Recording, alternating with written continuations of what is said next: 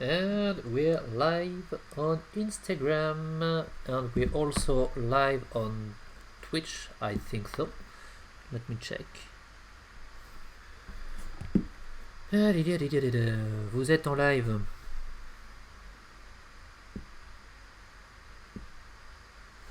Yeah, it's okay. We're also on live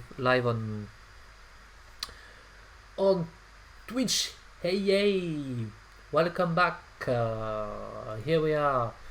November session number 12.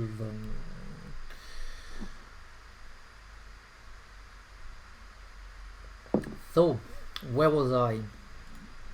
Yes.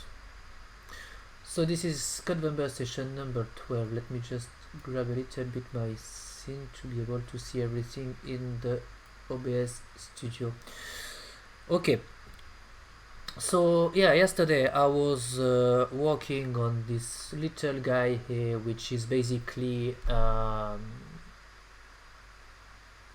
mineral inspired man. So let me relaunch another man. So bim bam boom. Hoopla. Dynamic resolution, yes.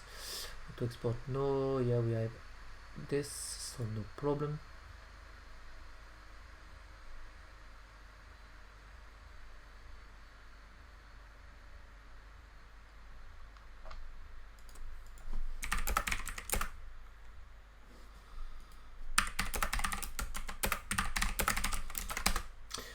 So yeah, basically this is what we've got.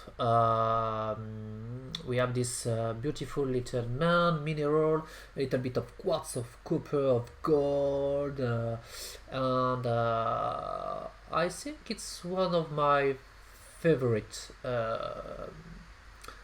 And because we start having some nice non-unity look. Which is what I was searching, so I'm quite confident on this one. So yeah, something that really helped us during this was to be able to sample the cube map directly into the surface shader. I'm not sure it's the proper way to implement it,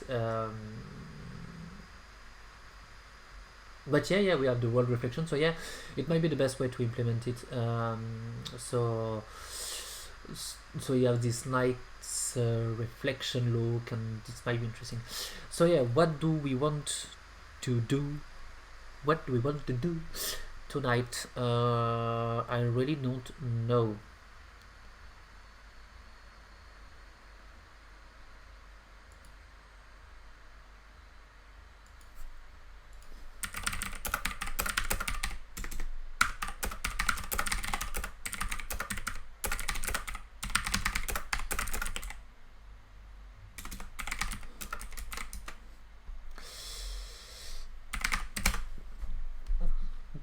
So yeah, I was thinking about something.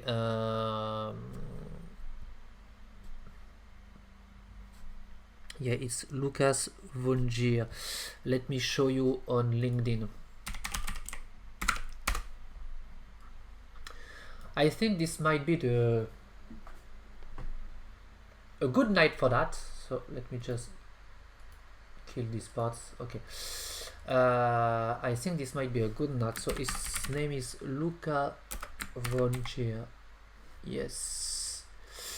In my list of different ideas and sketch and everything, so there is one I want to test, and the post from Luca Vongier, founder at XK Studio, made me think about that. So yeah, this is this one. He has made a lot of beautiful things. This beautiful little post with some kind of furry nerve, etc., etc. I think it's really, really, really, really beautiful. And I was thinking, why not? Why not to try something like that? Not writing, not snubs, but working with a little bit of fur. I think it might be quite interesting. So yeah. Okay. And of course on Instagram I forgot to. Okay, so this is the what I meant. As you can see, a beautiful kind of fur. And for that, I think I will try to implement another experiment I've made for another project a few months ago. A few months ago, I've explored a way to create some fur inside Unity, and I end up with two solutions. The first one is this solution, and we have the second solution here. So let me explain the difference between the two a little bit. So it's here, and I think it's in documentation. No, it's here. Okay.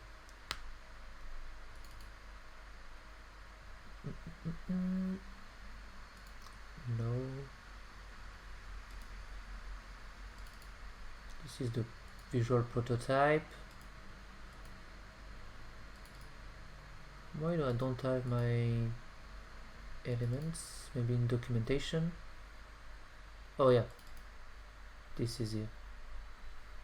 So without any compression might be better. So we have this little fur system, which I found quite interesting, which basically is called a shell fur. I think it's like that. It's called shell because the main idea is to a little bit like some kind of parallax mapping, taking a sample of the texture and put it on a line and duplicating along a z-axis. So on a simple plane, it doesn't give us a beautiful look, but on this kind of more bulge spherical shape, it's kind of really interesting, and it's not dependent on the geometry. It's really pixel based, so it's kind of interesting. The second approach for this is this one.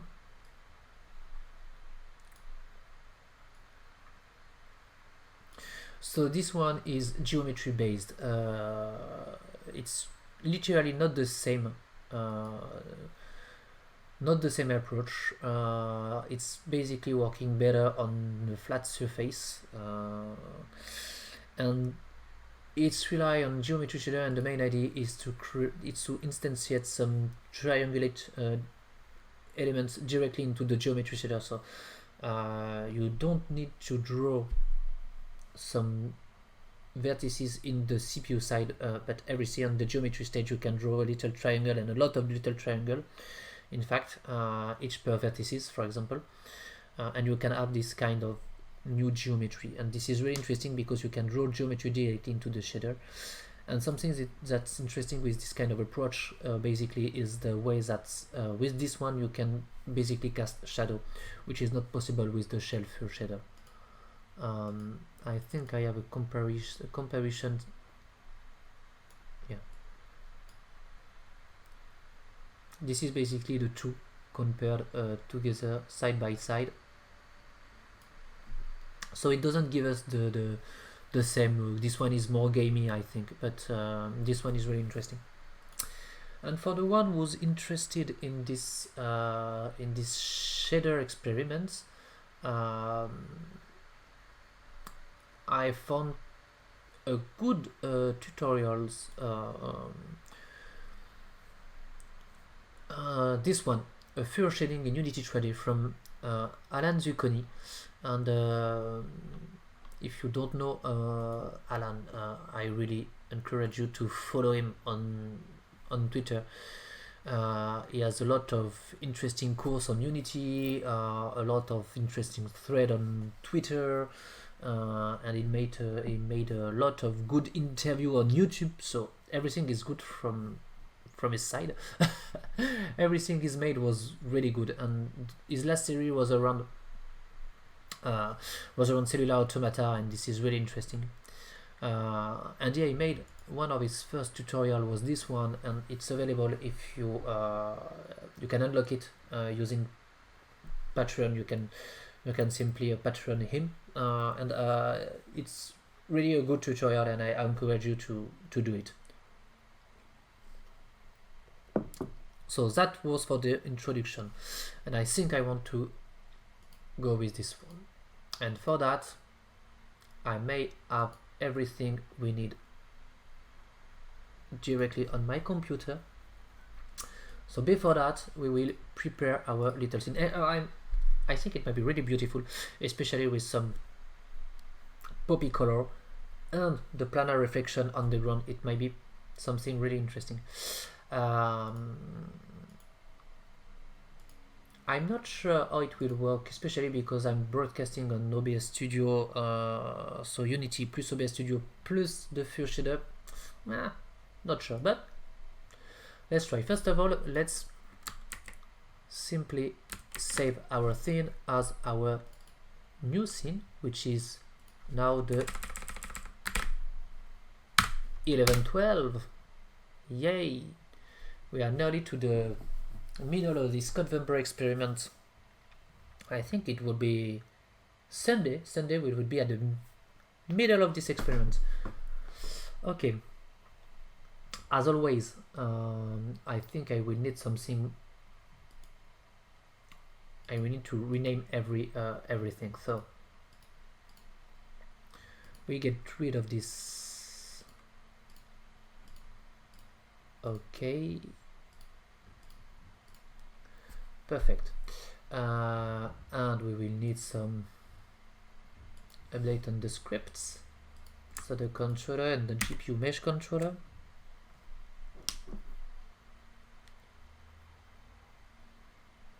No, we need to get rid of the error. This one.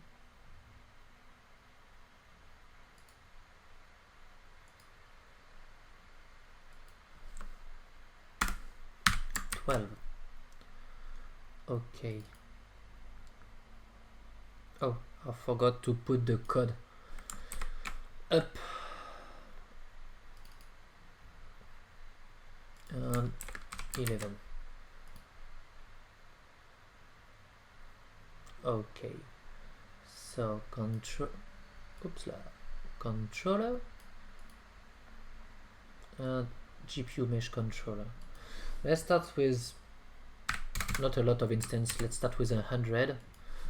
151. This was our elements. For the mesh, we can try a lot of different mesh, but at first I would start with a sphere. The base sphere from Unity might be a good start. First of all, we will not change the size of our sphere. No rotation at first, but oh yeah, rotation. It's rotation on itself, so we can rotate the sphere. It's not a problem. Let's put everything white for the moment. Okay, and we will need a compute shader, so we will duplicate this one. So here it is, and we will need a little bit of a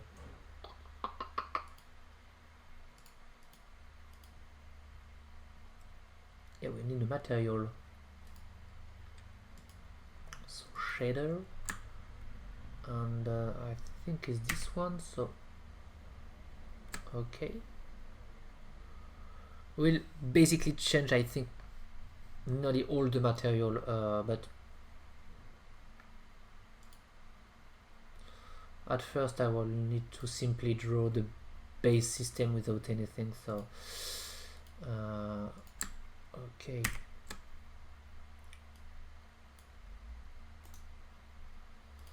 rename it, so it will be 12. And I think this is a good way to explore a way to create an instance material and not only a material. Okay, we will get rid of this, and not the cube map, but let's reduce all the reflection. The alpha test, we will keep it. So if everything is working right now, I will also create some modification in this compute shader. So we will keep the transform, but we will get rid of every other binding. Okay.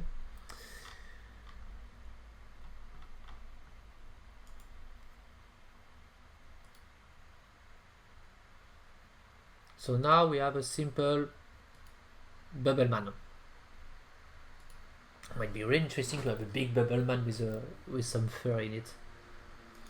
But let's reduce a little bit this.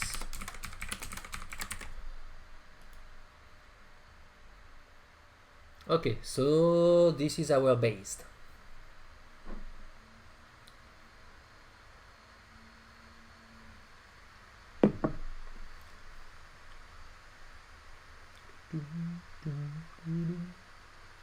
Okay.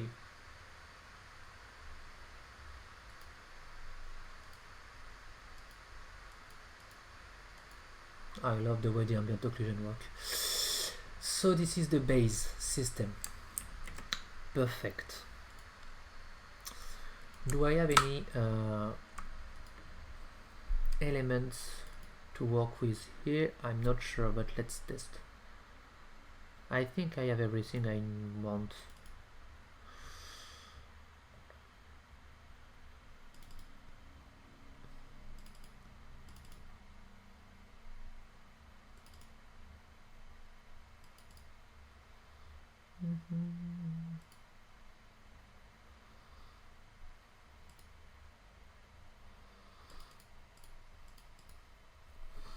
So this was my shader.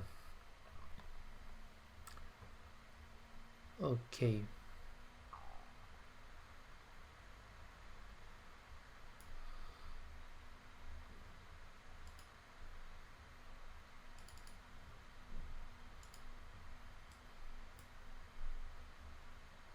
And this is our CG ink.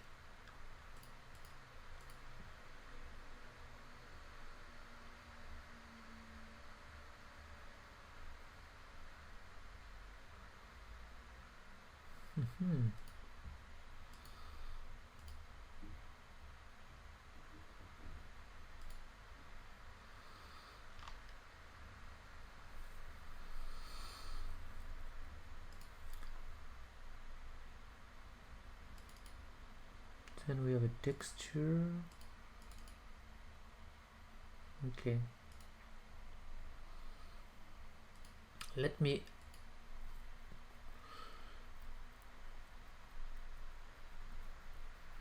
okay.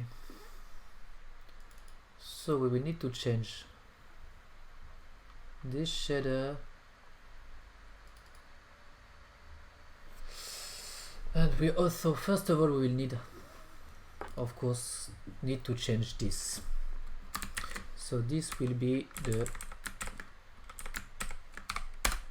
okay, this one.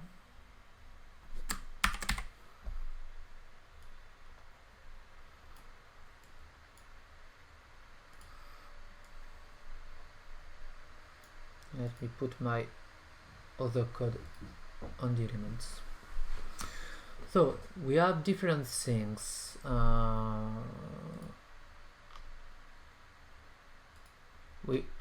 First of all, we totally forgot to simplify this. So it's controlled by instance. For example, the time control, this part was simply for vertex animation texture, so we can get rid of this part. It will work without any... oh,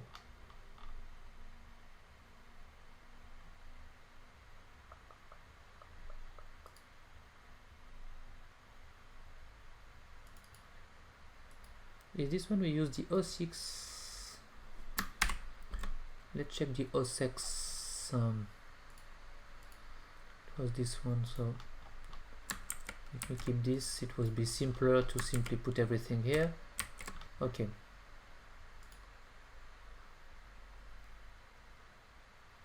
Okay, so this is the base system.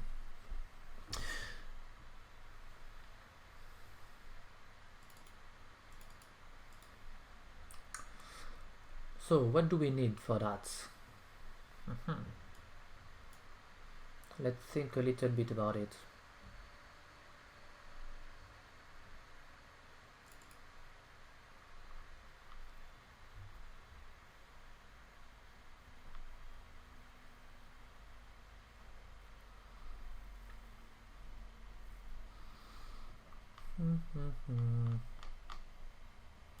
Okay. Basically, I think we can simply add various things. So first of all, we will add the pragma here. Okay.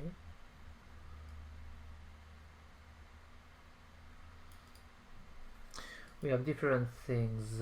We have some of elements which are passed directly.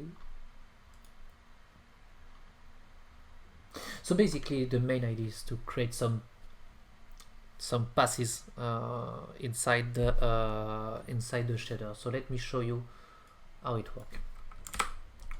The overall main idea. So in terms of variables, we have the base variable which are here. So the color, the main text, the glossy, the metallic, so everything. Then we have the length of the fur. So this will be its size.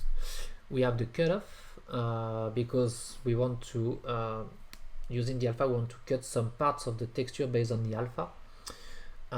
We have the cutoff end, so this is how thick the fur will be at the end, on its tip. In fact, if you take how can I say that? Let me check. Yeah, fur hair is so at the end of each one, we will simply decrease the cutoff to create this little effect to have something being bigger at the base and being smaller on the tip. So this is the cutoff end. We have the edge fade because we use as it's shell shading, so the main idea is to bring some pixel here, bring some part of the pixel on this edge, and displace a little bit on the normal, in fact, and put another little sprite on it, and the other, and again and again and again and again. So yeah, this is the overall idea about that. And because we use the alpha, we have to fade a little bit to not have some edgy fur. So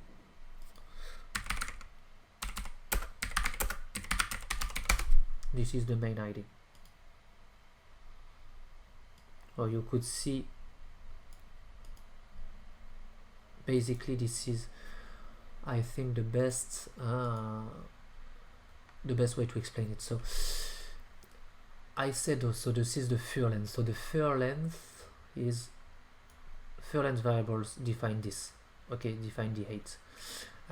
We have the cutoff, which define if we take a fur or not. Okay, we have the cutoff end, which define how thick it is. Okay, so this part. Okay, and the fade end. So this is the way to define this little diagonals. So you can duplicate thing along a contour surface, and you will get this kind of elements. So this is the main overall idea. Then we can add some gravity, so it's a kind of texture, and you can add a direction, and you can add also, I made this add some strength to gravity, a gravity vector to be able to have the fur going down following the gravity, and you can define the strength of this gravity.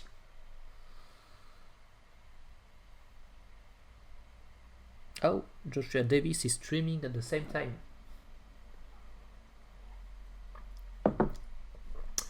Okay, so this is the main variable. You will have a first pass, so this is the simple pass of our simple surface shader, full forward shadow, and this first pass will simply define the base. So at the base we will simply put the texture, no problem, only the texture, it's here, so if there is no fur you can see the texture on it. So you can add a little bit of normal map, etc, etc. This one is really simple. And then for each shell we'll have this pass, so you will have this the same system. So we use this pragma, okay, no problem, standard, full forward shadow, alpha blend. Of course we'll use the blending because remember we have the cutoff, and we call our own vertex shader. We have included our little file which is the fur helper noise CG ink. So in order to avoid to repeat all the this little variable, we put them directly into the fur shader CG ink, and we have this fur multiplier which is important because we will use it on the surface shader. The fur multiplier will define the position here on the contour. So on the vertex shader we define the color because we need to use them. We redefine the length, the cutoff, and the edge fade, the gravity, etc, etc. And then in the vertex shader, and this is where all the magics happen, we take the direction, which is basically an interpolation, a linear interpolation between the normal and the gravity plus the normal. So the main idea is to simply deform a little bit the curvature of our fur. So if we didn't use the gravity, we simply use the normal, we can put all the fur directly on the normal, but here we want the normal affecting the fur, and especially, let me show you on profile, especially I don't want the base to be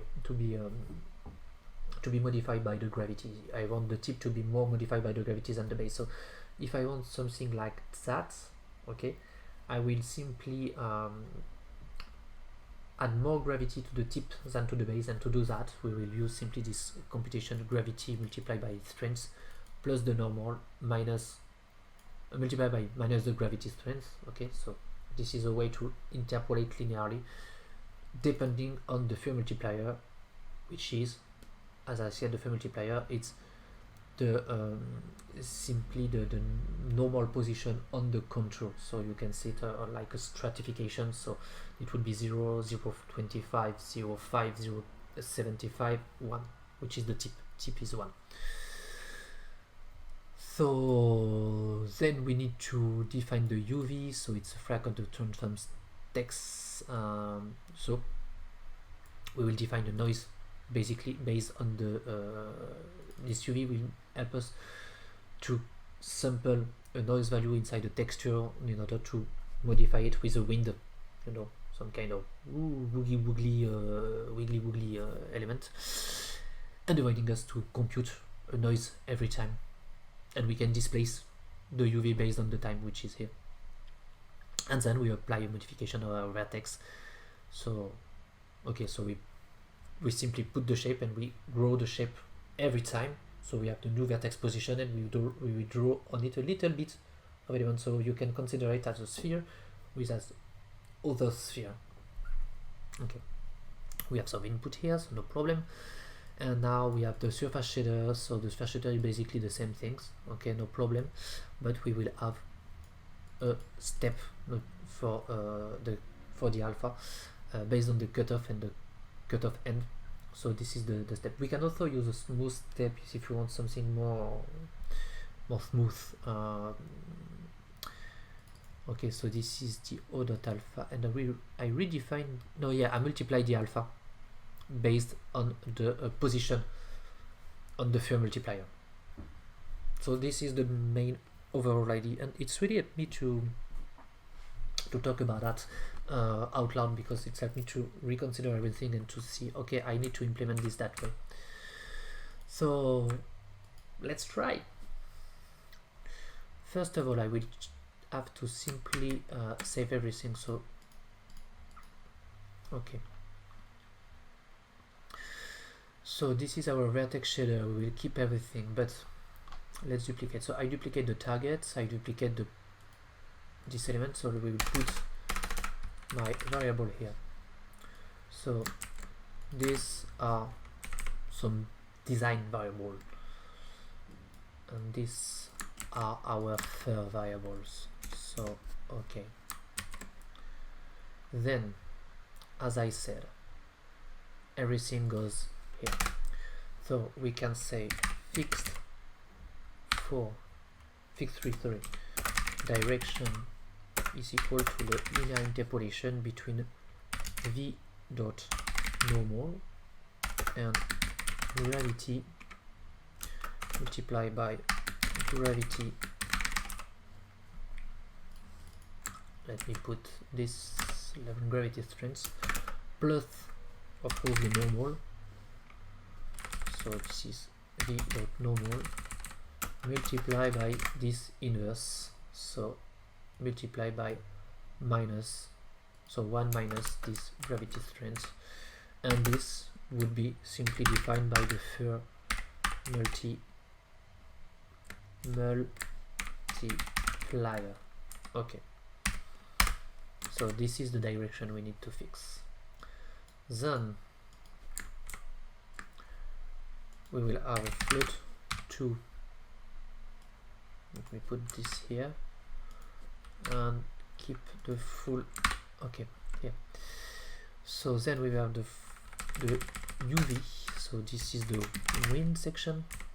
So UV, which will be equal to the fractional part. So I prefer to have every single line. So we will take the frac of what? Frac of transform text. So it's something like that. So I need to sample the text coord. So v dot text coord and gravity text. So this is this one, gravity text.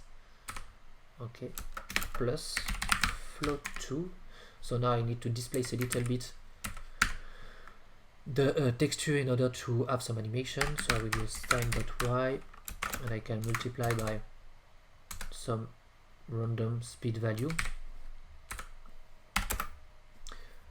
and maybe later we will try to put this value into some variables, something like I think a vector for defining the speed on x and y axis. Okay, now that we have our UV, we can sample the noise direction. So it's a fixed 4 because I will move a little bit along a noise, so it's XYZ. So this is noise direction. Oh, I need to realign. Okay, so this is text to the LOD, text to the LOD with our gravity text. Okay, based on float 4 UV 0 0, and I will take the XYZ position, and because our texture is a color, it will give us a value between 0 1, and I will need to remove it between -1 1. Okay, so now we can simply take this and multiply this by the strength or gravity text texture. So this is the gravity text strength. Why did I make a uniform fix?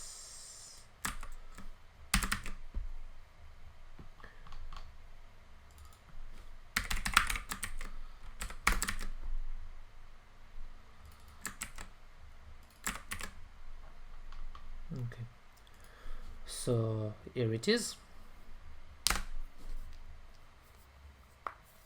Then after that we can apply this to our vertex in order to displace it a little bit. So xyz plus equal the normalized value of our direction.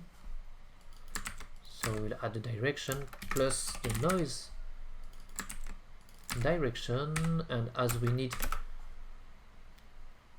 to increase along the step with a specific size, we'll use the fur length as a multiplier, and we need to multiply by the fur multiplier to know which on which part we are on this length. So look like an offset for linear interpolation. So multiplier, and then I will multiply this by the color dot a, which is a value between 0 and 1. So I'm not sure of this part also, but if everything is working, we will trigger something.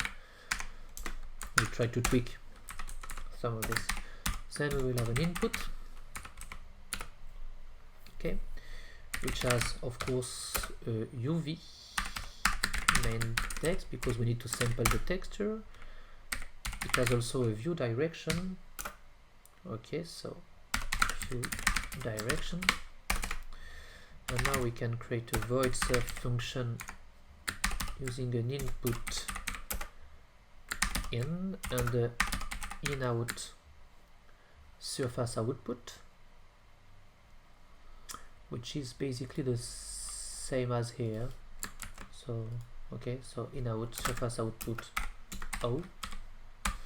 So this is the data coming from our vertex shader, and basically this is instance data.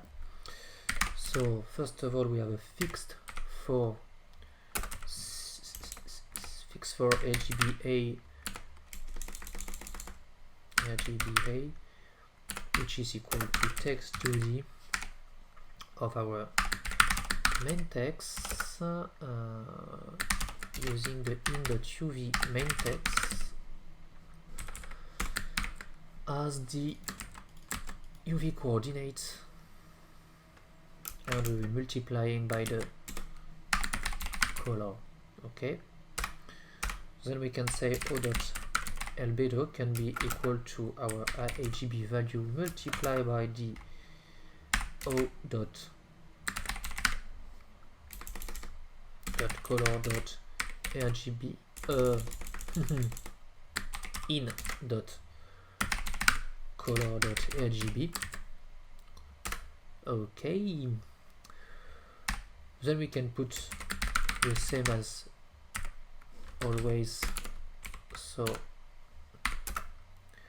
the metallic, which will be equal to the metallic input, the O dot smoothness, which will be equal to the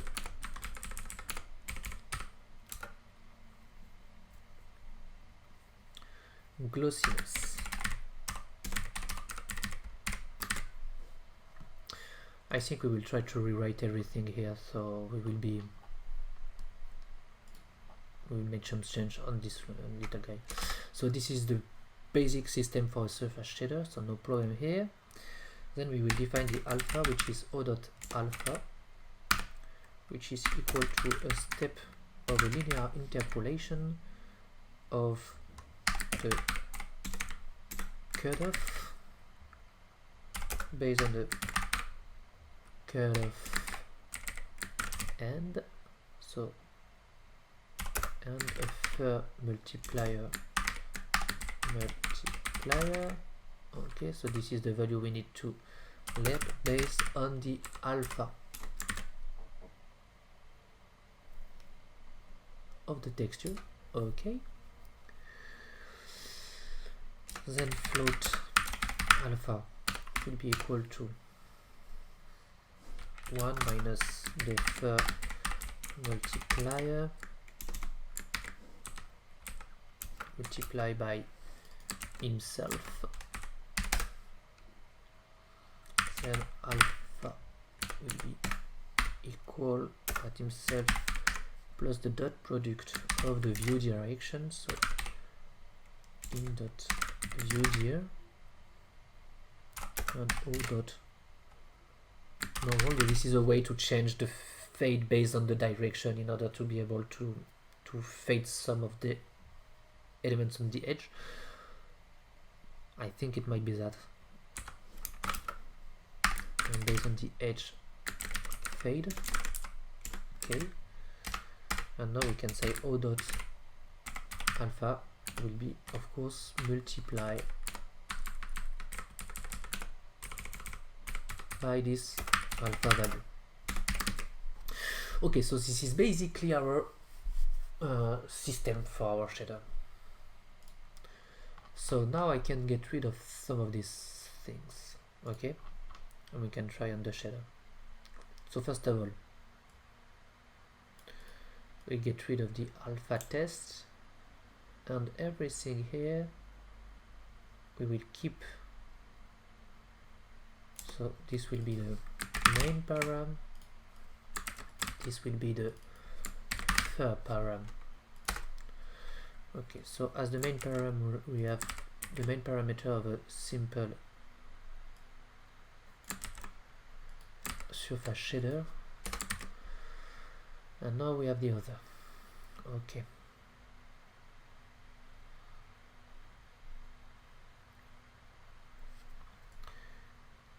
this is really not interesting. I don't use this part, so not a problem.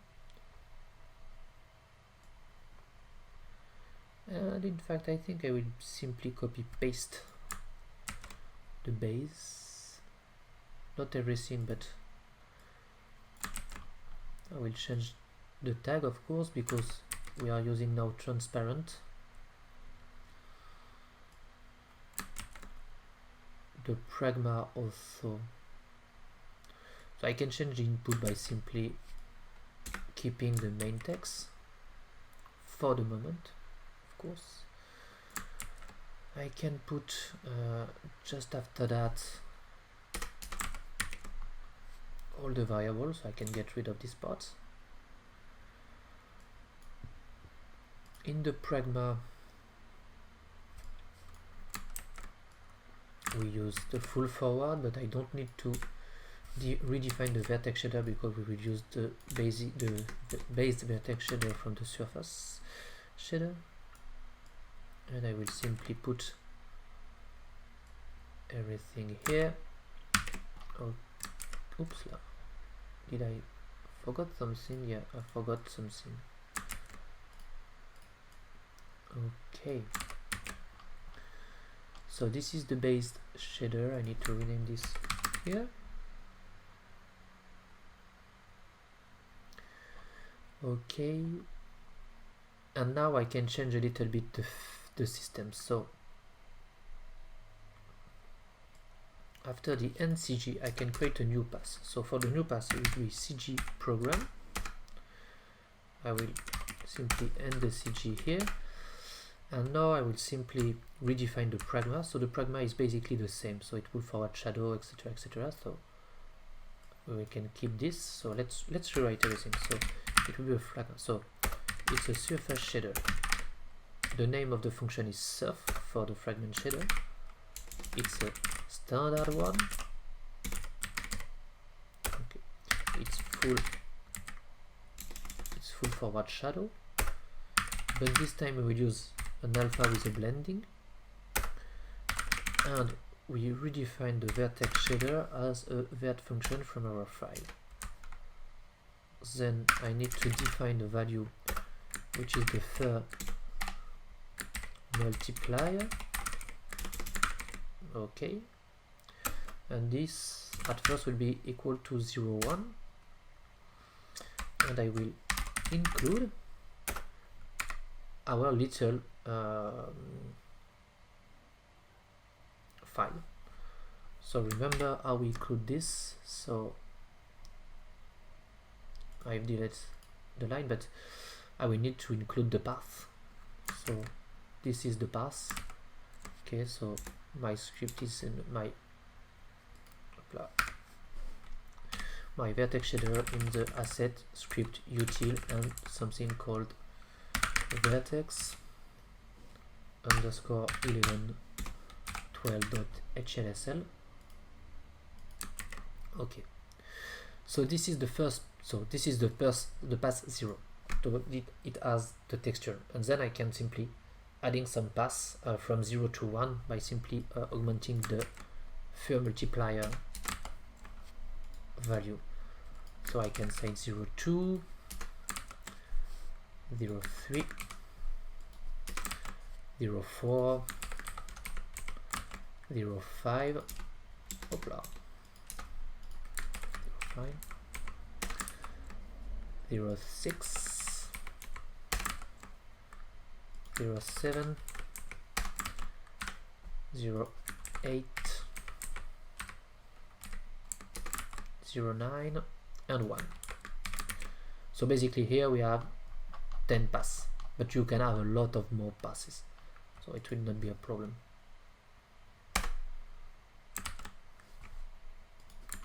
So we can say something like that. Oops. So I have 1, 2, 3, 4, 5, so I have 10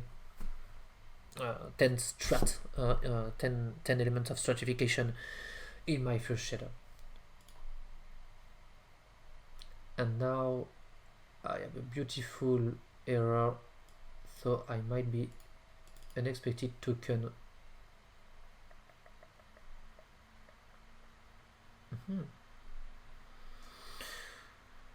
Did I forgot something?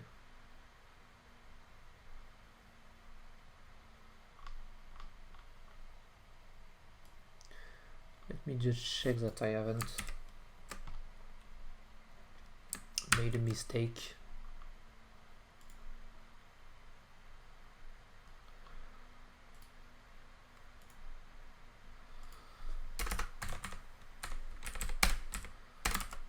It seems I've made a mistake, but where?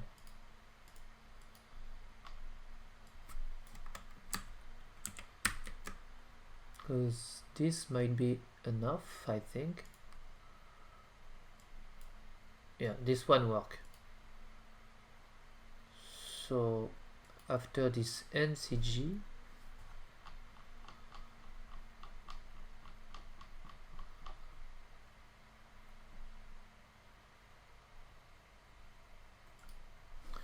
usually it's simply this.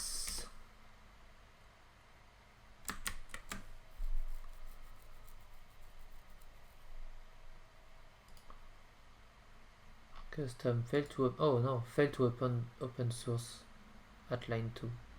HLSL support.inc.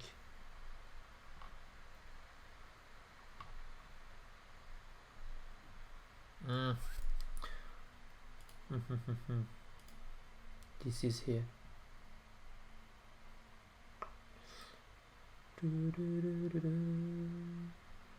It's strange because it didn't ask this problem on the other one, but you can see include, so not a problem.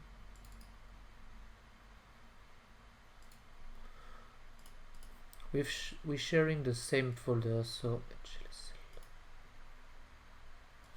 if we're sharing the same folder, it might be simply something like that. Could work. Unexpected, yeah. Well, so this is the error input.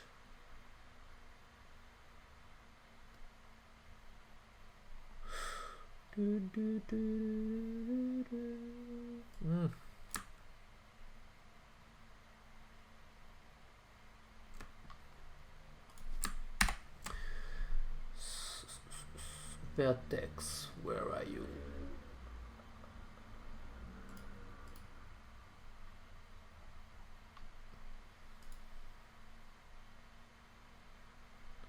We have this little guy here. We need to put the input. I've put them not on the good part, so I will declare them just here. Okay, because I need to I pass some value here, So basically I pass the ID, I pass the data, oppose, etc, etc. So as you can see, I have float ID, I have the color, so color, data, oppose, and screen pose also, but I don't need the screen pose, I think. So I will get rid of this little screen position. Okay. Expected token, one of where forgot the comma here.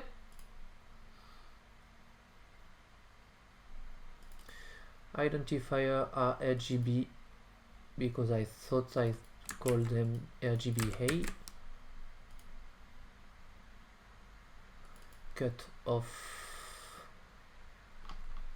Did I made a mistake on the cutoff? Yeah. Cutoff for the uncap O. Lowercase identifier C. RGBA.A, of course. Too many texture interpolator will be used.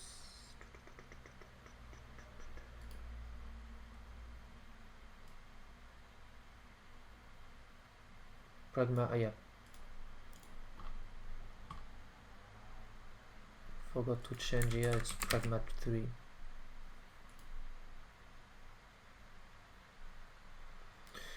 Too many texture interpolator, but I've used the Pragma 3.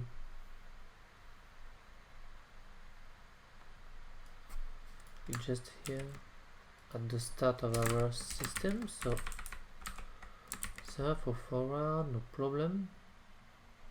And I thought it was here, no? I have a Pragma 3 here. Too many texture. Can we implement this Pragma? Of course, I simply say Pragma 3, but it's Pragma target. No, it's this Pragma target. Okay, no problem.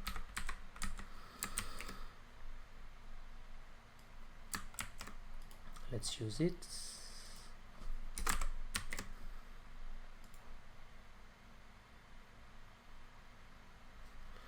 Too many texture interpolator would be used for a forward base. Out of 10 max line 69.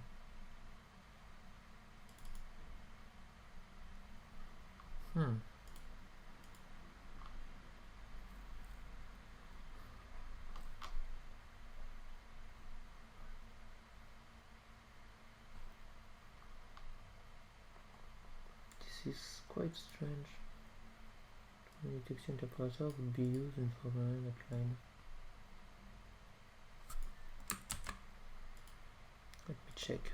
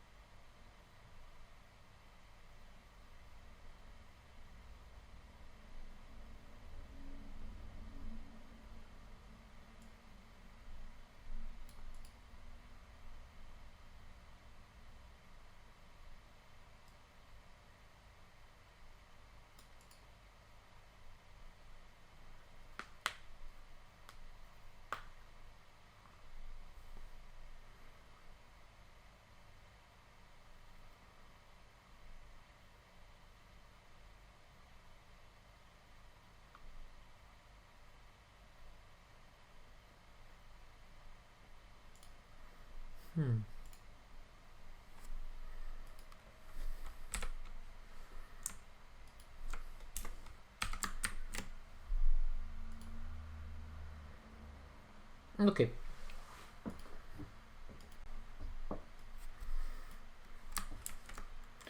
So So I can put this directly in our now vertex.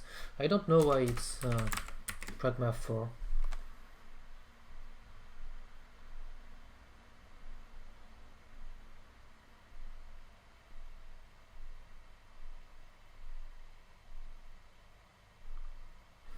So yeah, the target really defines the define the target based on the device. So target 3 might be defining also the mobile, I think, and it seems on the forums that Unity has goes down the interpolator. Why, I don't know. I think it might come from the ways that I'm using instancing, but I'm not sure. Because this same shader works on another project with target 3, but if it can compile on target 4, no problem. So let's start with something simpler with 25, 5, so I can avoid to duplicate too many elements. So simply getting 4 elements. Okay.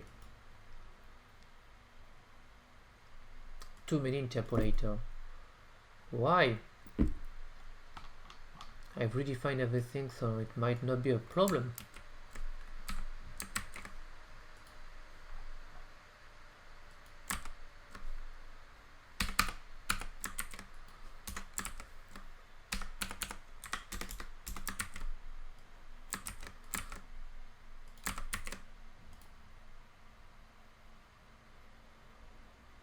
Okay. Strangely, tried to. I think it's, yeah, it's strange that it didn't take the elements. So let me take this. So I need some texture, of course, in order to feed the shader. And the texture need to be prepared in a certain way, but I have some texture here which is already set, so it might work. So let's say this, and I will rename it as fur. Okay, so now I have my fur shader.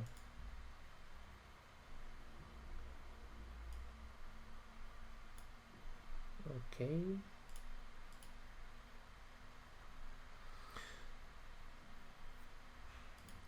So we have different things. First of all, we have the fur dog here. So basically this texture is define the fur, and it's a RGBA texture, so as you can see we have an alpha. So okay, and we have some fur noise.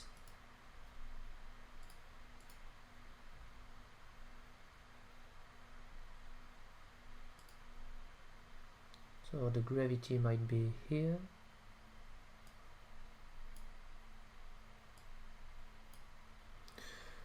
Okay, and let's try.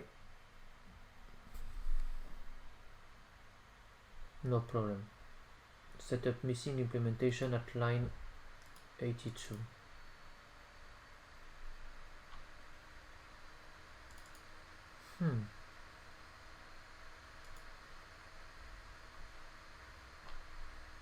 But the setup is here.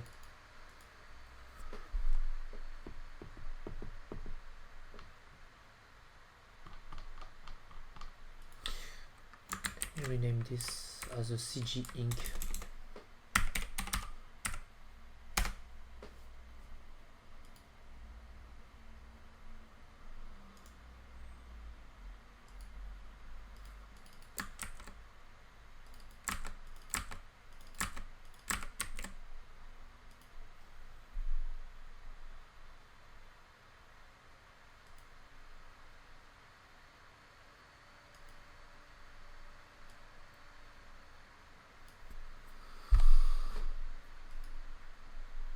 Function setup is, oh yeah, I think I know the problem. The problem is here. I forgot the setup on the main so of course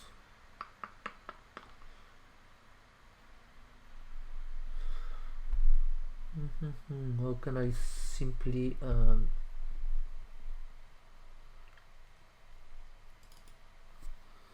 let's call this one, you know what, frag, so it will be another elements. So no, let's call this surf, in fact. Okay, let's open another shader, which is this one. So we will include our, so it's not just TGing the problem, so let's simply get rid of this. Okay, and we open the, okay. So yeah, of course I was focused on the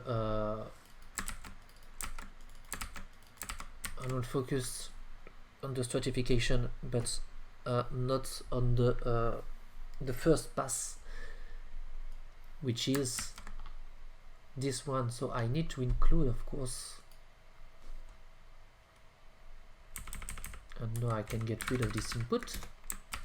I need to include this, and by including this I will have, of course, this little value here, so I don't need to add anything, and now I can simply rename this as a frag and change this here.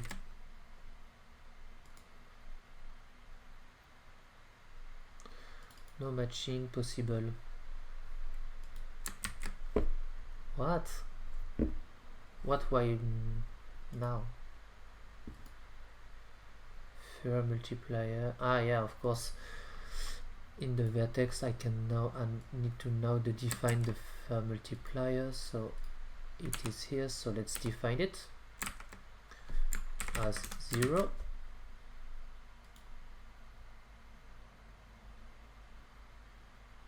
Okay, and let's try.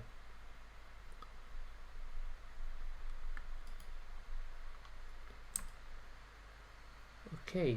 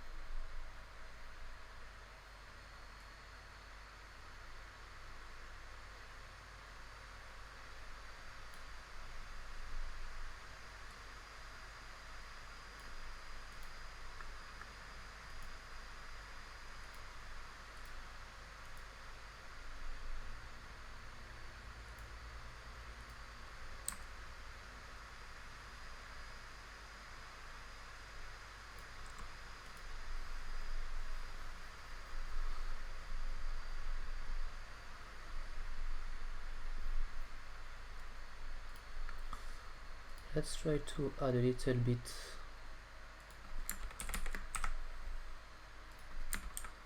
1, 2, 3.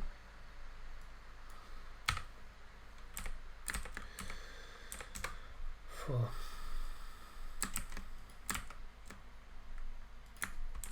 5.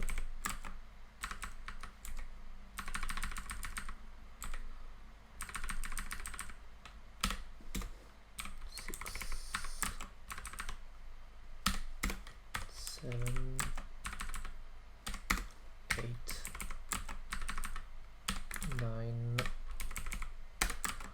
And 11.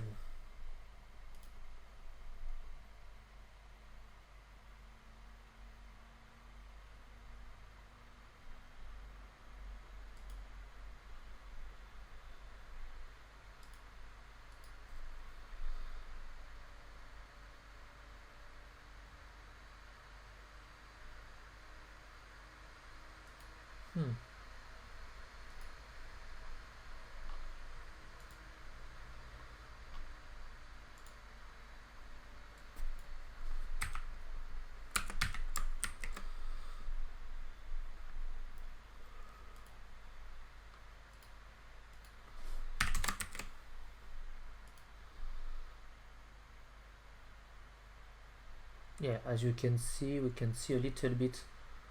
So now we have something to play on.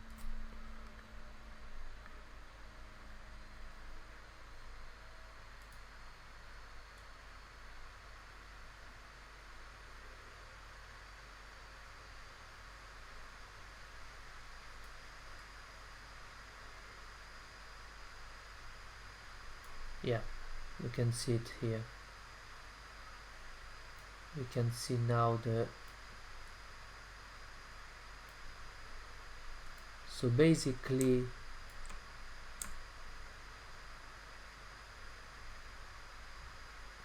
the fur is here, so it's not a problem. The main problem is the position.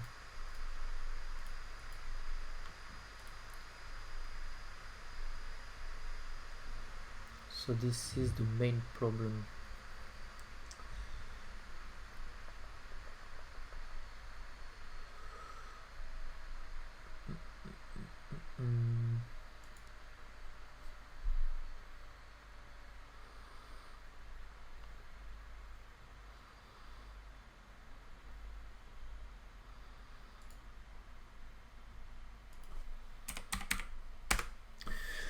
Okay, so now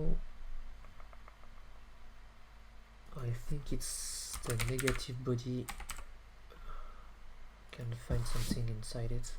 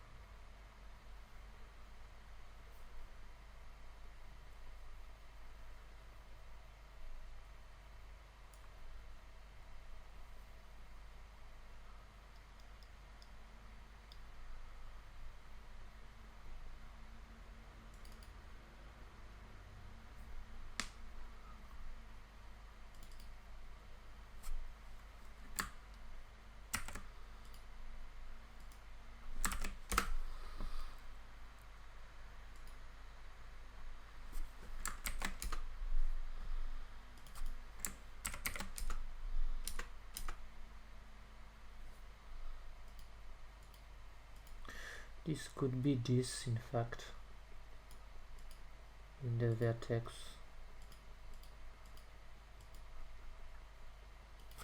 Let's try this v dot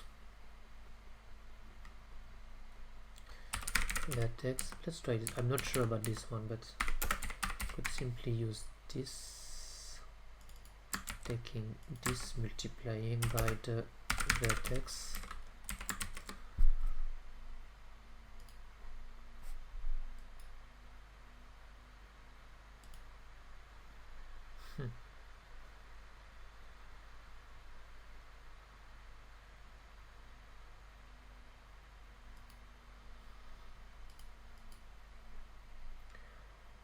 But I take this. So why does I have a problem here? So by CW.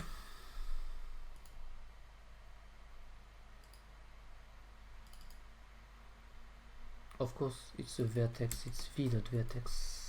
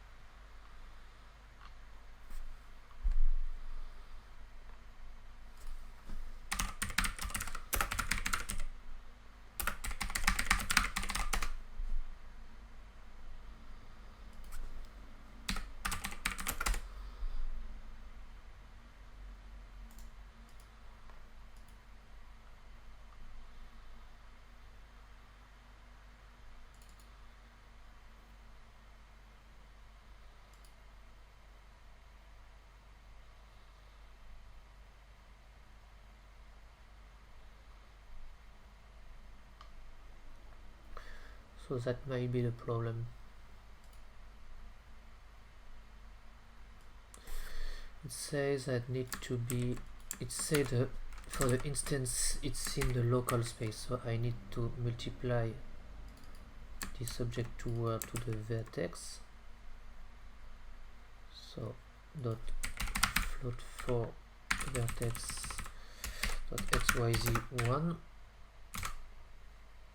Okay.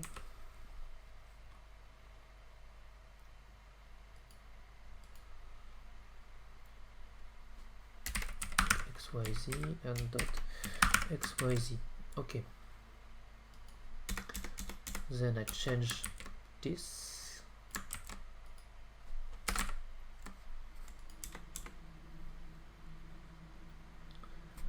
And I redefine to the Unity world to object. I think I would need also to define the, to say the same for the normal.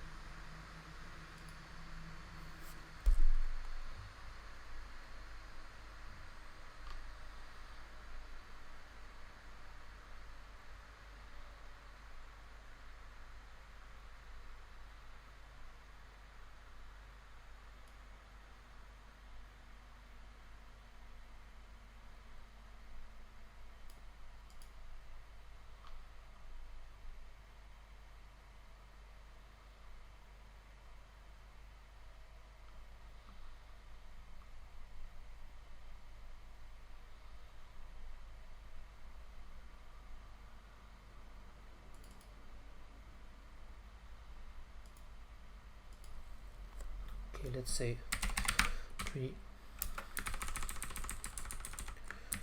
world pose will be equal to this.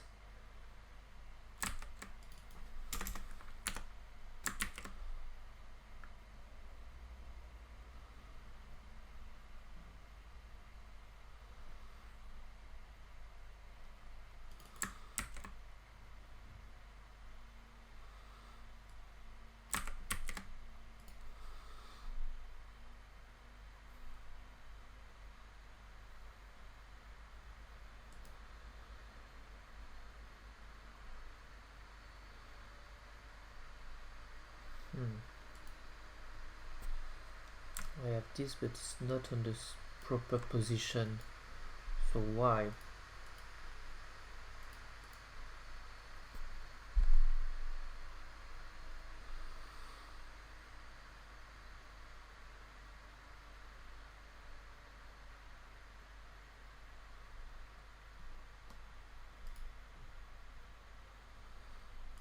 Can use the old solution.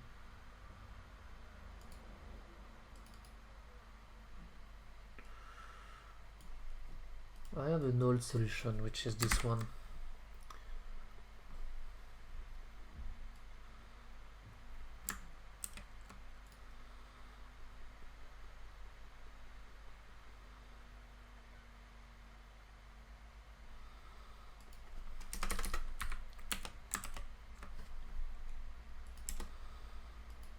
Okay. So the main idea was this, of course.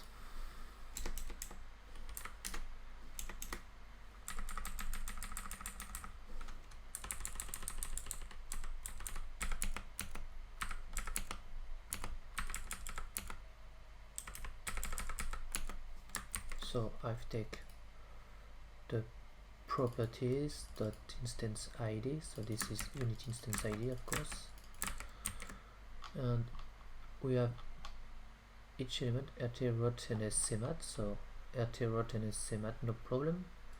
So then we can get the dot vertex, then the vertex, then the vertex. So this is the position, and now I can say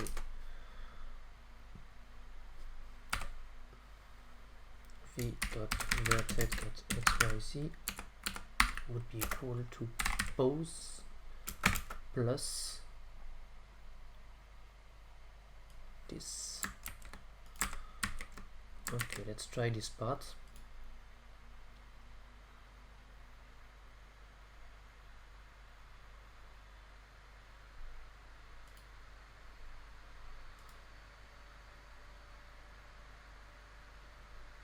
Again, we get the same result, of course. Then I think I will need to set the vertex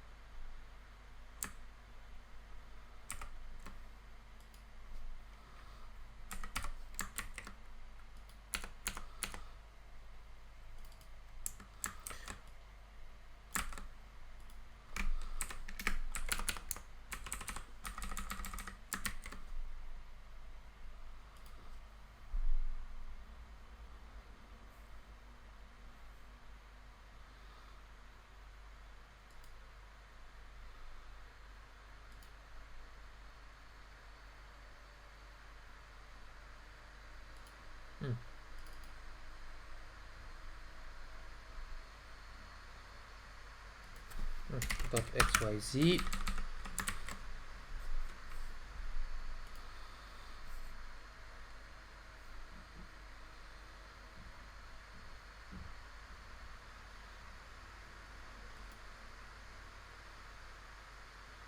Now, same again. We have our elements here, our fur shader, and even the fur shader doesn't seem to work properly. So this part, which seems to be the proper way, doesn't work.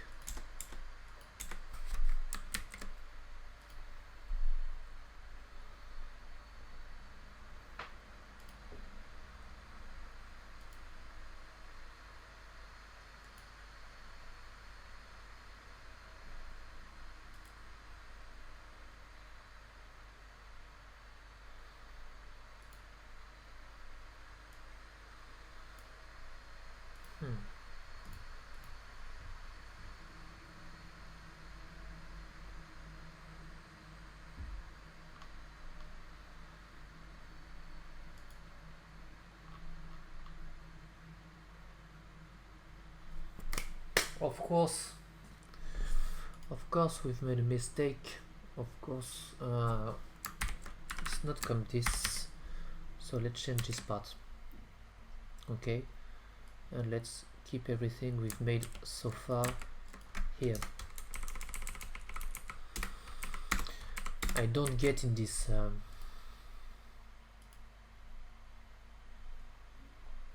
so I made this problem, so an identifier, I don't know where. Okay, so this is v.vertex.xyz. Okay.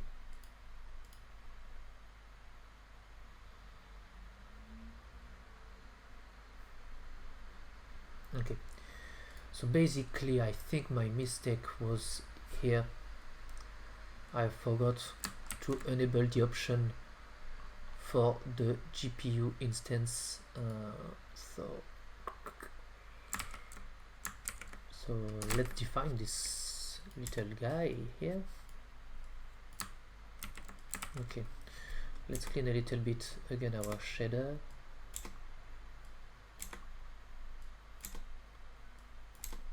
In the hopes that it will work. Okay, and I think, yeah, this one was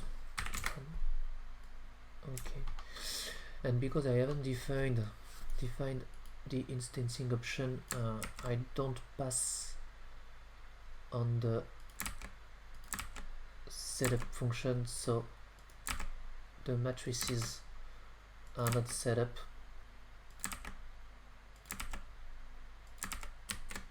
Not sure if it will resolve our problem, because simply multiplying by the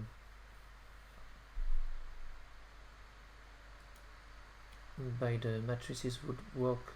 Yeah, it's working. Okay, now it's quite interesting. Okay, so the base system work. Let's try to implement 100 just to test.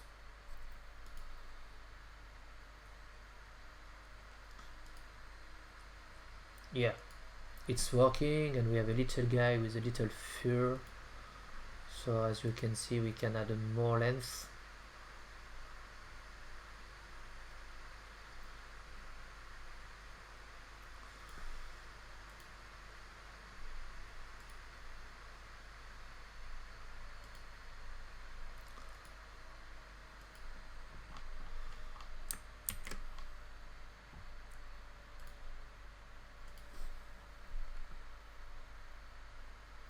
And you can see it's quite interesting.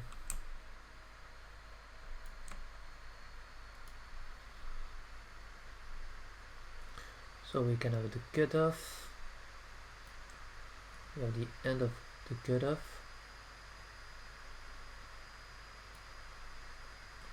we have the fade. So if we define it a little bit,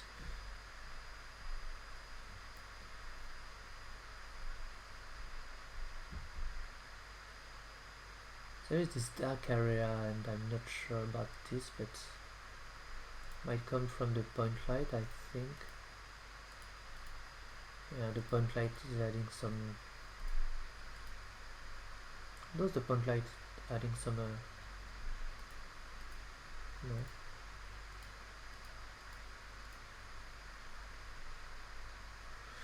It's kind of strange the way the lighting is behaved, but let's keep it that way for the moment.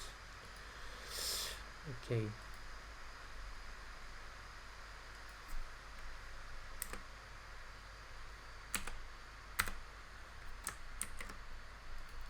So, though this was really a problem, I'm not sure, but maybe. So let's try, of course, this.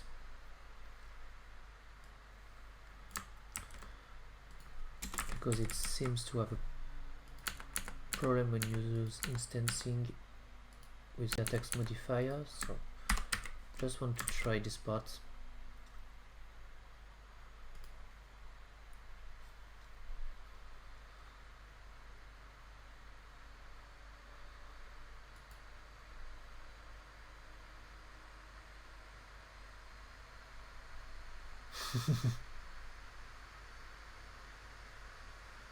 No, it's really not interesting.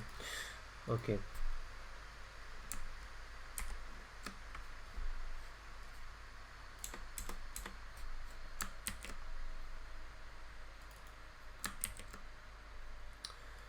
So you have a lot of multiplier in the air. So what might be the problem? Let's check. So this is white, of course. And what happens if I don't multiply this by the color here?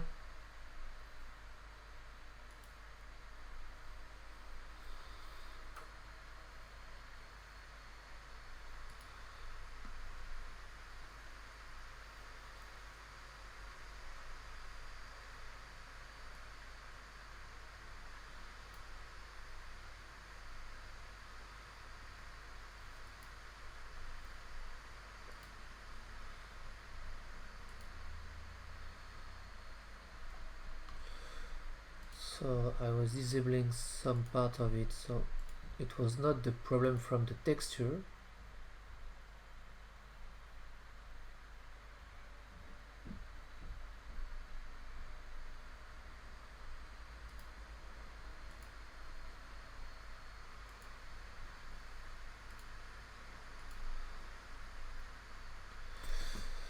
So I think it's come from the blending.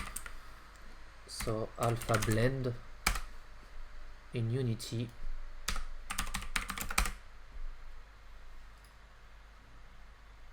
So let's check.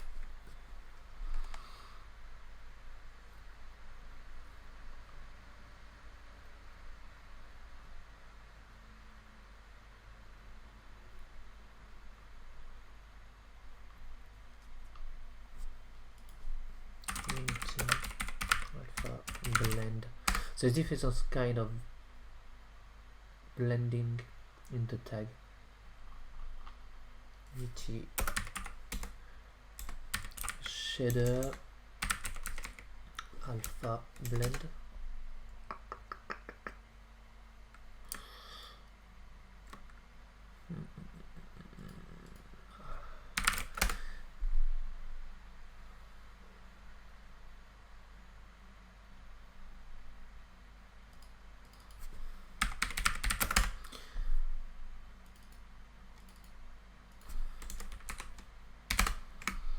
Never remember this pragma.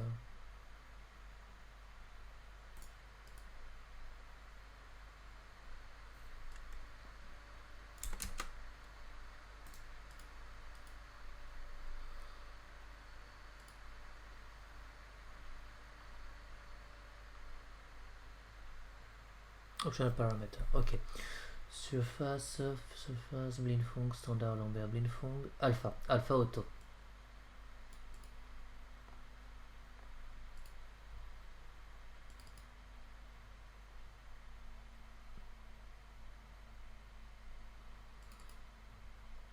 So we can try this, we can try different blending option.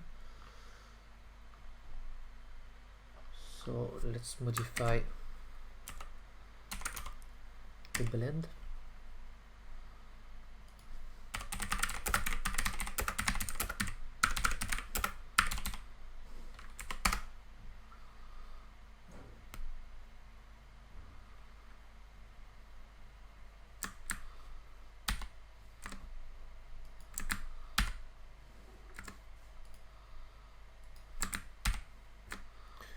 So it would not be blend, it would be something like fade, for example. Let's try this one.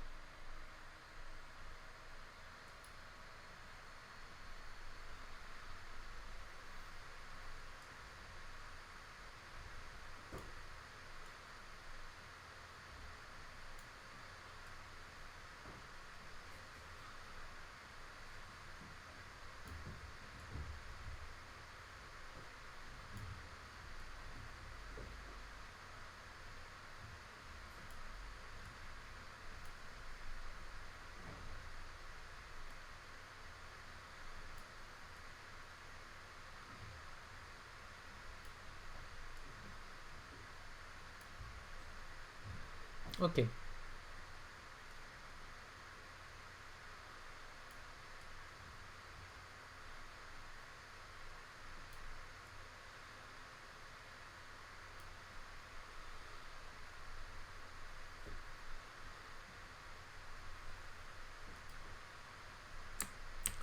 Okay, that was the main problem for this little guy. Maybe we can retry the blend. Or we can also use the premul to try.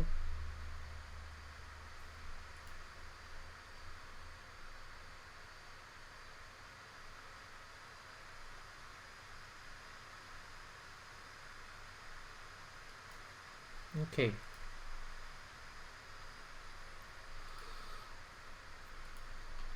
Let's try to fix in the compute the changing of the index. So by simply using the index.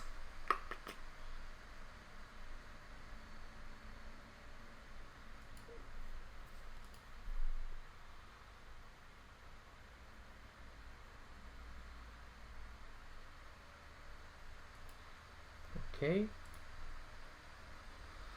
Now, as I said lately, we can also make this one big guy.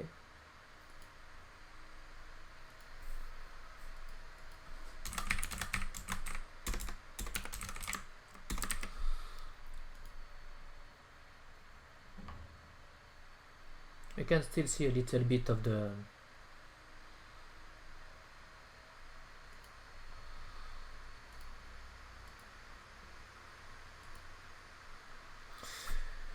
so as we can see a little bit of the stratification, I will add some of, so we have 10, so maybe we can simply change a little bit.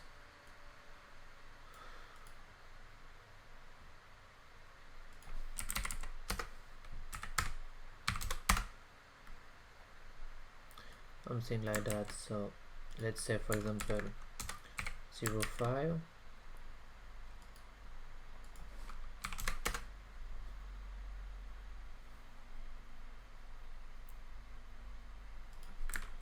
zero 1, 15, 2, 25, 3, 35, 4, 45, 0.5, and again 5, 6, 65, 7, 75, 6, why 6? No, 8, 85, 9, 95, and 1. So it will need to recompile everything.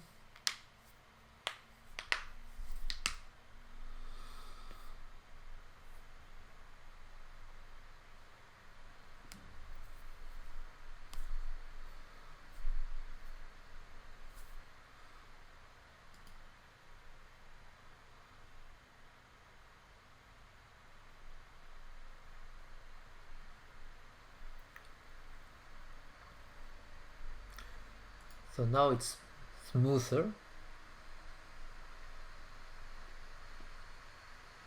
We can increase a little bit the size of the, let's check how many.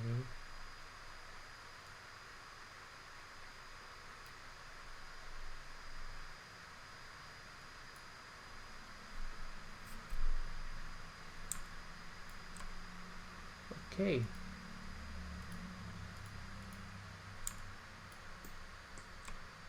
So as you can see, we can change a few things.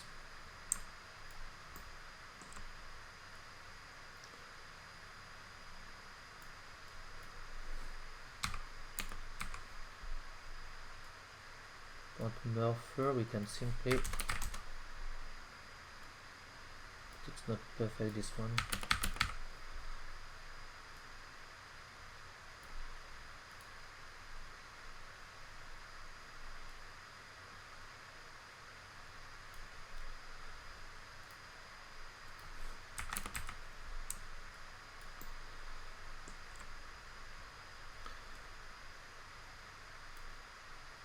The cutoff define this, sure.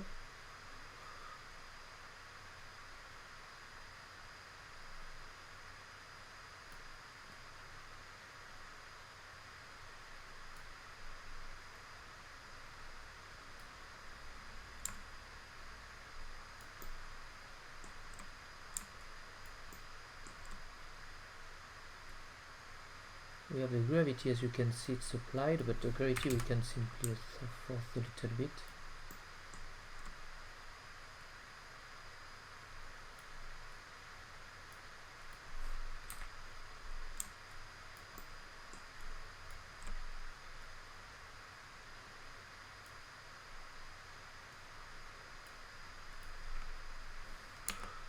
And the gravity direction.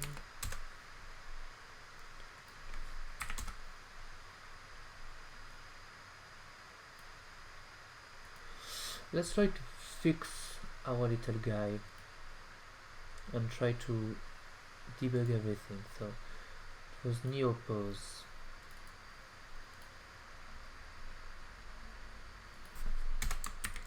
Okay.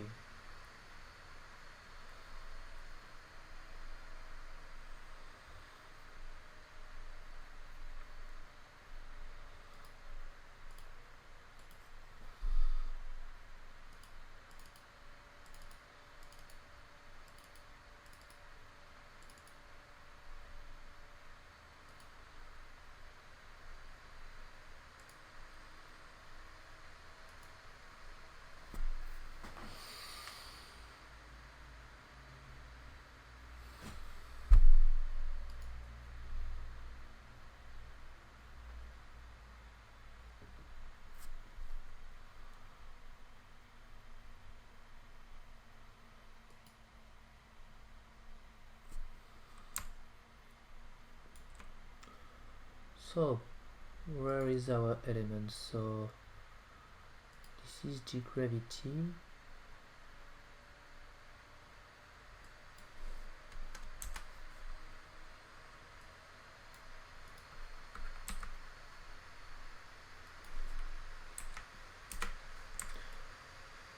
As you can see, we have this rotation, so the rotation has basically changed everything.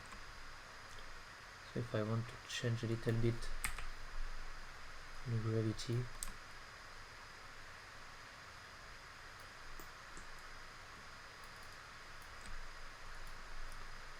why does it change this system? I don't remember.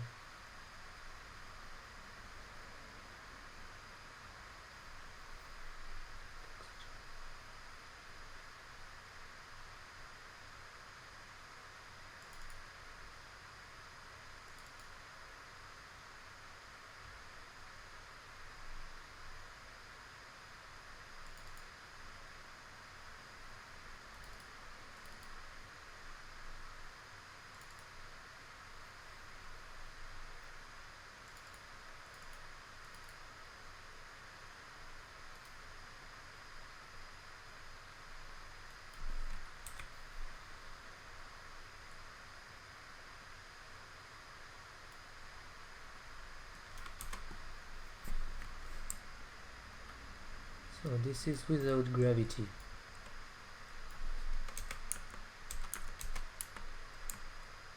So it's on the normal, no problem.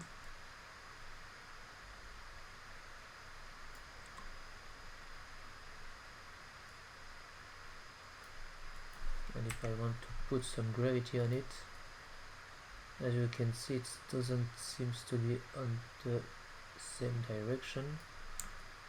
So now it's going up and some are going down. And if I say something like taking the inverted, I want to go, so it's basically not the same. So I think I need to multiply the gravity by the rotation matrix. So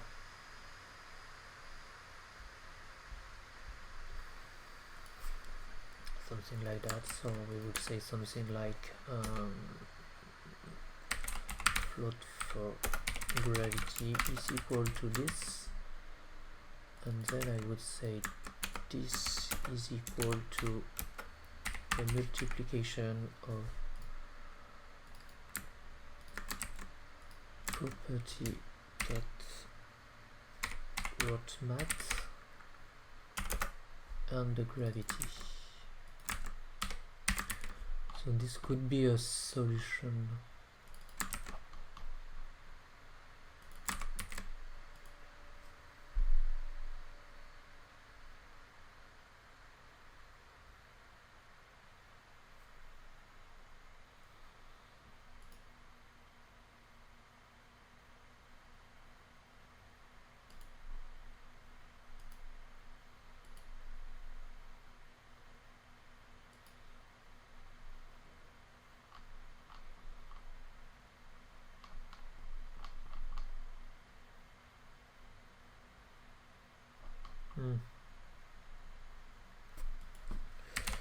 Float for gravity 1. Okay, so now I can use this gravity xyz. Did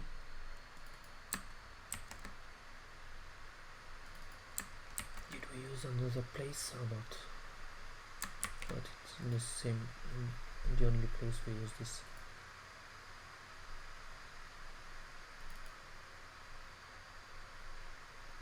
Gravity dot xyz.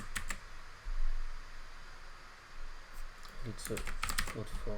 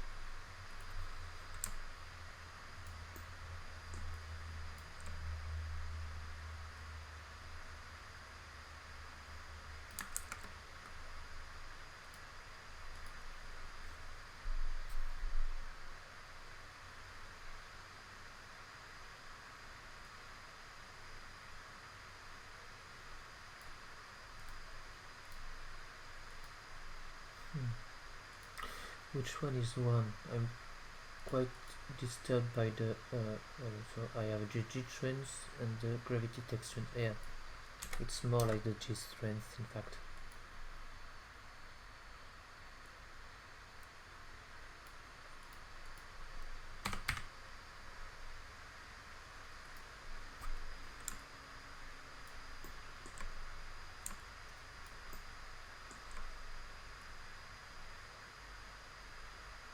No, it seems it's going, everything is going down, so might not be a problem. So maybe I want to simply change this a little bit and say I want something going from 0 to, because I use this, maybe I don't need this part. If I want to force big gravity,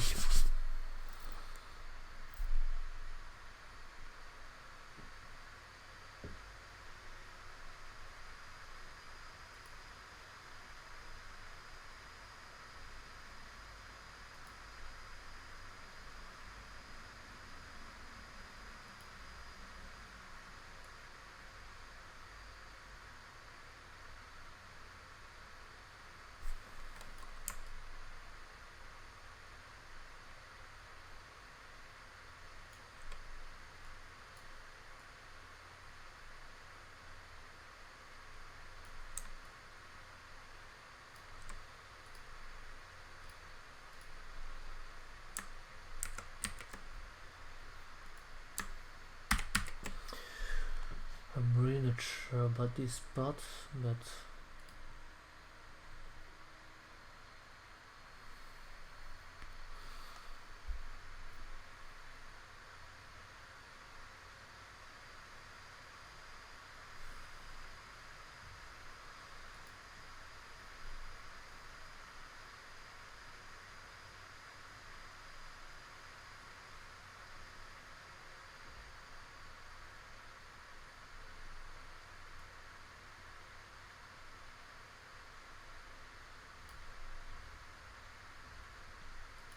okay.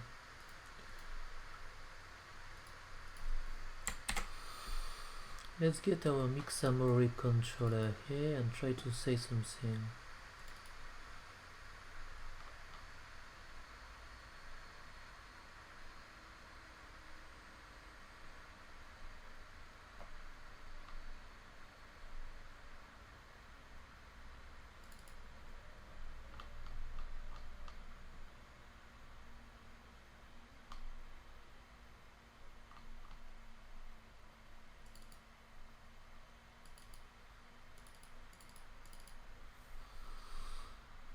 Might be more interesting to not getting the elements from this, but from the rig.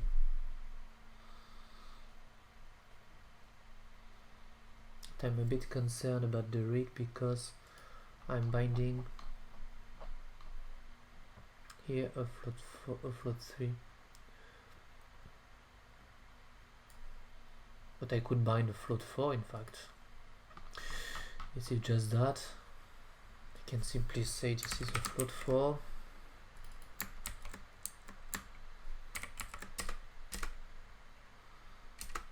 And float 4 position will be equal to this point xyz. Okay. And now I can simply take the same function and say we bind a float 4. Okay. And in the controller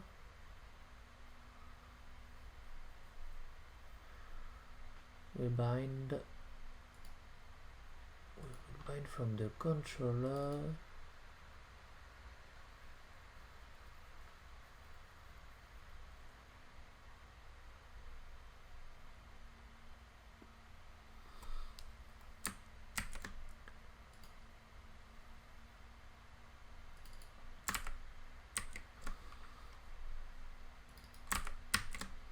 something like that, for example. Not sure, but let's test it.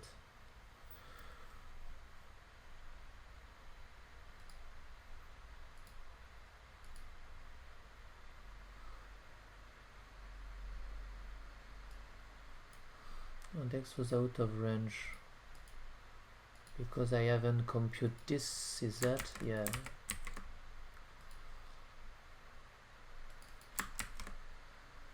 Mix rig from tag,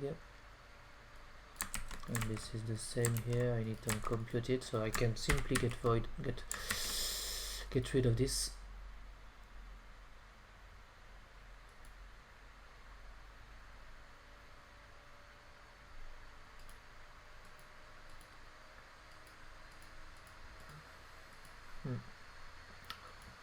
It doesn't work as I wanted, so okay, not a problem. Let's keep this that way, and also say this is a float 4.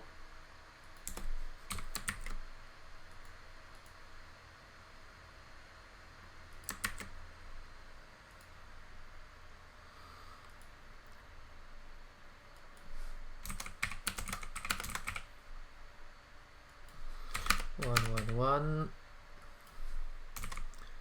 25 0 25 0 25 0 5 0 5 0 5.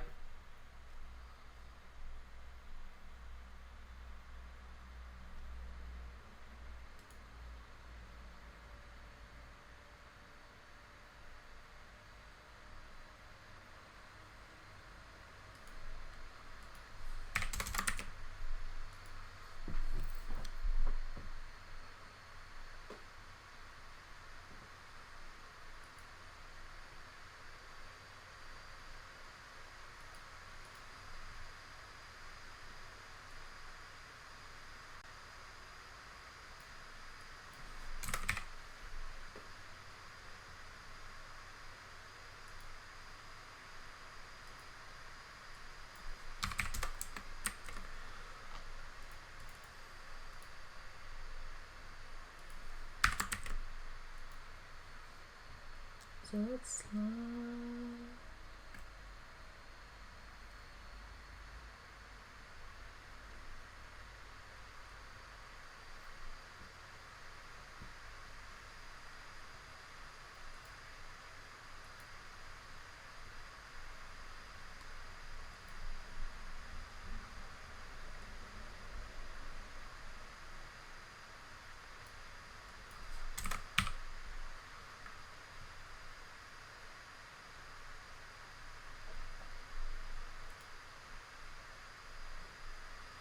okay.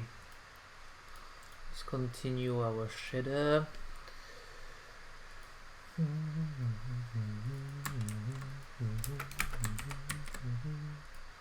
And in the compute there is something we can use. It's the oppose, which was this one.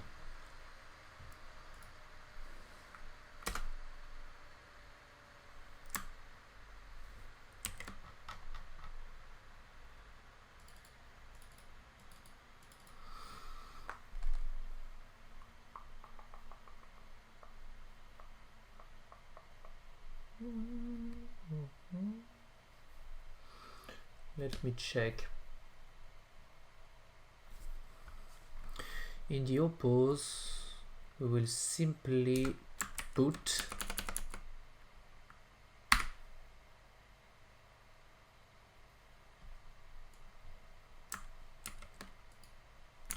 so the oppose would be the previous position, okay?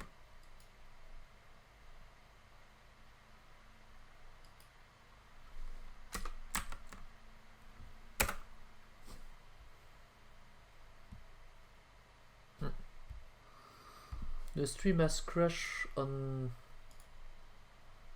Instagram, so I think I will stop it for Instagram so I can focus more and use more of my GPU. So I stop the stream here and continue here. Okay, so where was I was here. So this is equal to the position, no problem. So this is it, and now I can simply say +3 vel which is the velocity, is simply the target, so this is simply the position minus the O position, so minus the previous pose, and this would be normalized, and I think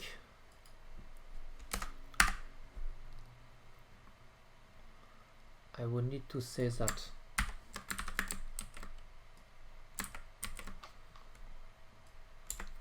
O position is now equal to the position, so sure, no problem. It's a float 4 or not? Yeah, it's a float 4. The rot mat, I didn't change the rotation matrix, so no problem. I don't need the scale also. So scale, etc. is not necessary. The color is already bound, so no problem.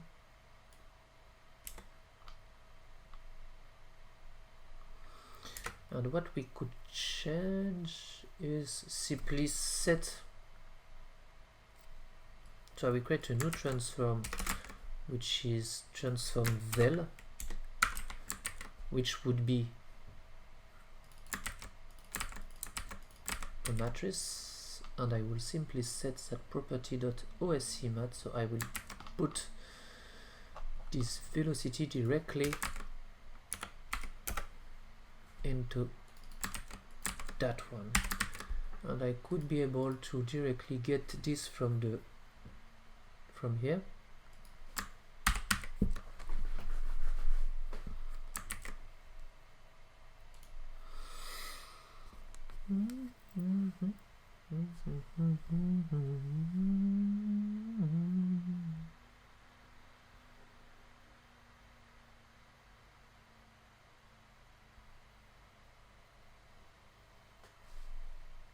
Okay.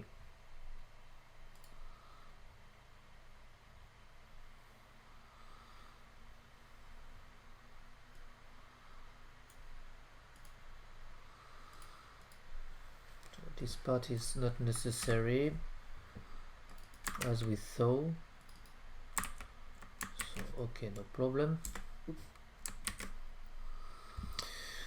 And then I said I would simply create something like float 3, which is the velocity, and basically the velocity is the position. Okay.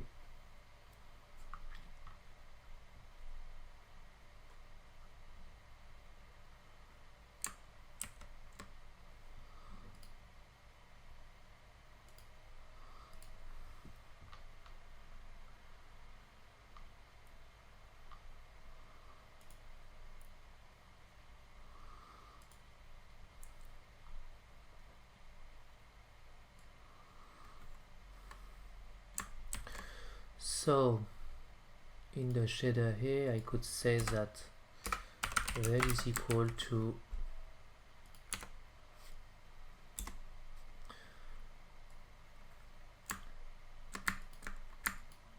float 3 of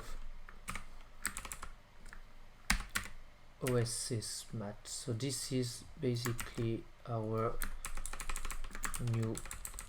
old position. Oops, la. So this is this one. Okay. And then I could add to the direction also the velocity. Multiply by the inverse. Because if I move like that, I want the fur to go in the other direction. And in order to get rid of my rotation problem, I think I can simply it's used without being, of course, float 3 0 0 0.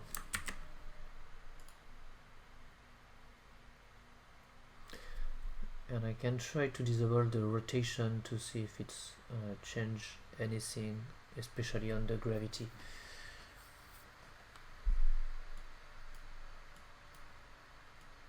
And next we would be able to focus on the design part.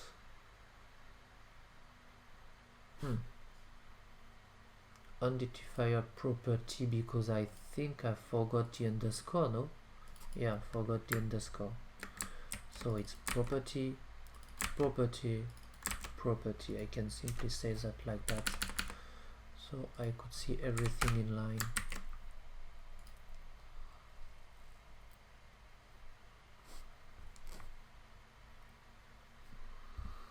What a stream!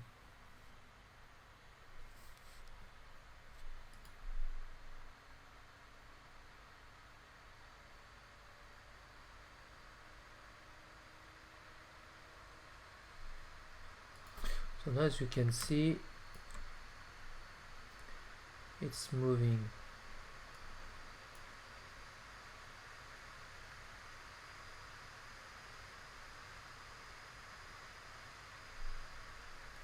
I'm not sure it's multiplied by -1, maybe it's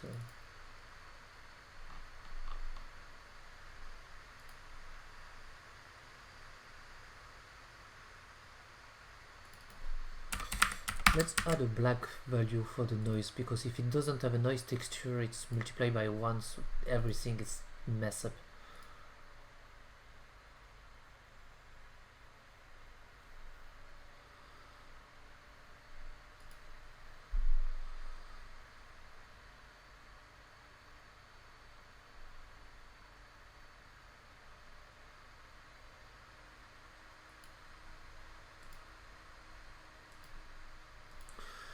So is my velocity correct? The target minus the position. The position is right this, so this is the opposition.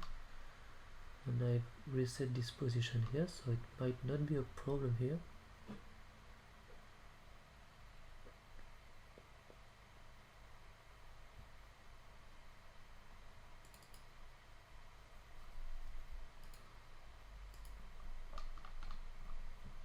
Maybe it's here.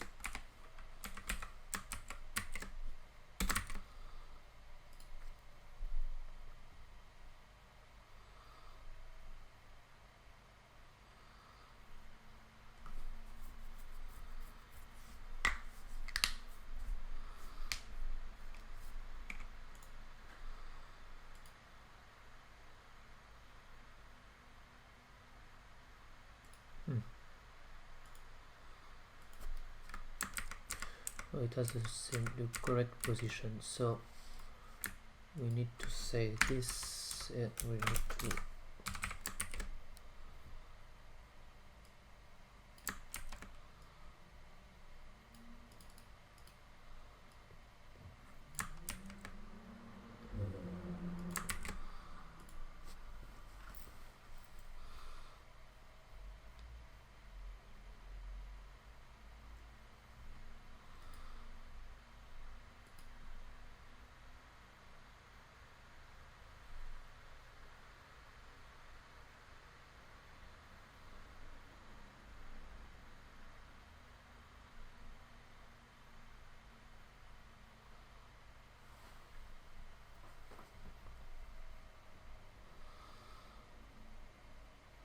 this really displays the normal.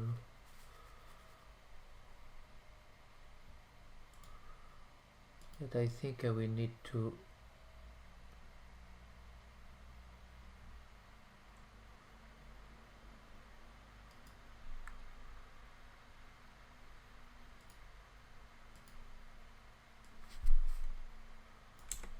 for example. So this is the direction, no problem.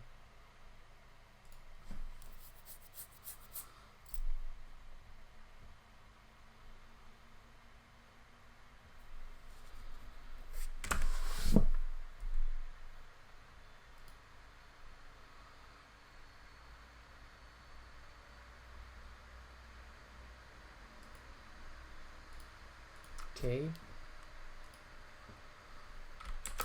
multiply by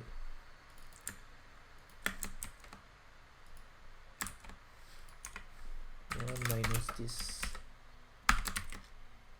0.01. No, it's really this for left multiplier. It's the same for the vel. Vel would be also multiply by -1, and then vel will be multiply by this.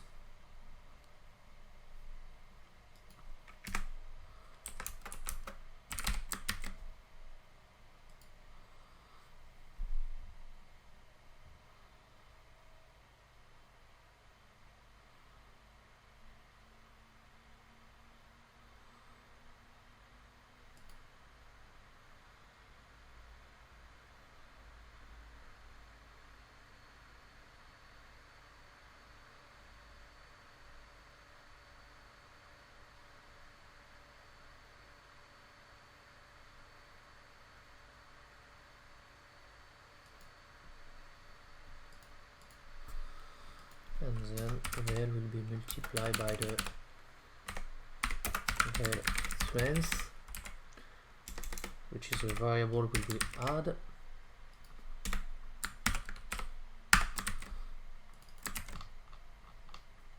Here, so it will be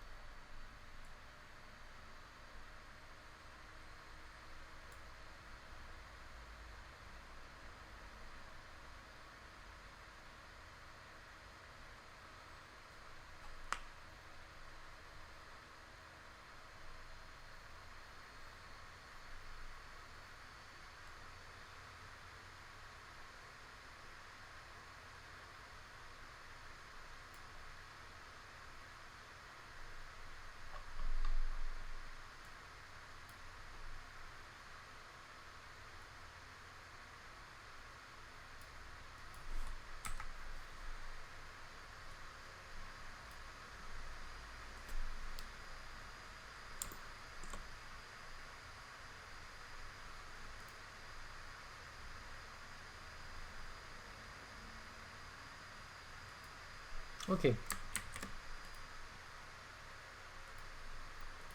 So now we can try to work on the I think it's better, so we can try to work on Photoshop and to modify the texture and try to bring some color into it.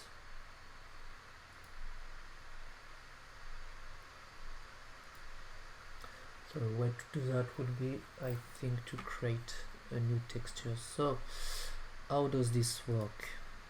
Let me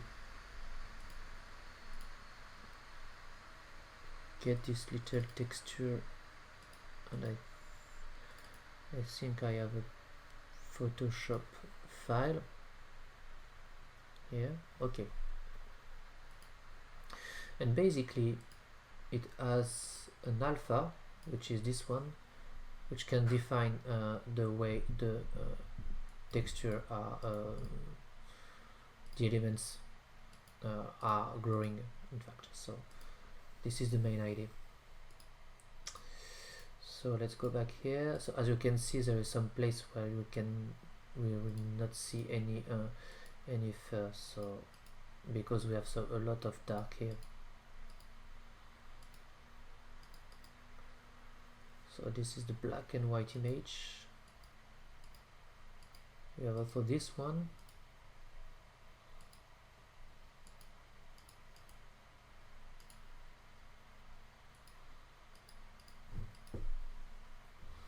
So I think it might be a good thing to put this, but with a little bit of noise, and then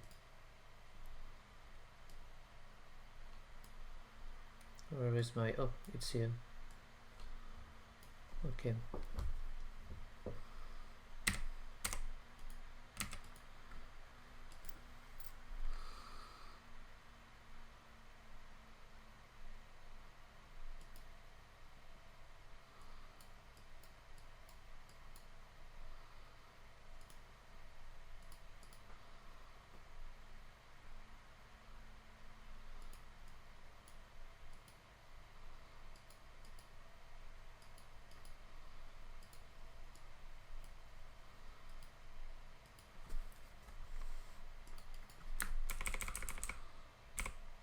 something more like that might be a good way to create some nice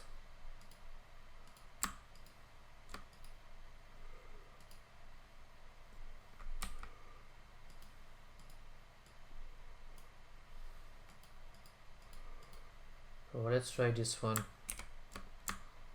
for example. I know, okay.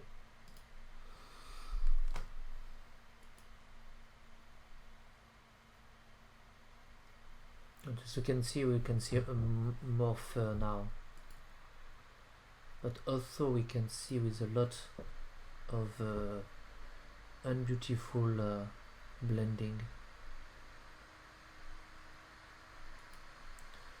So let's see why.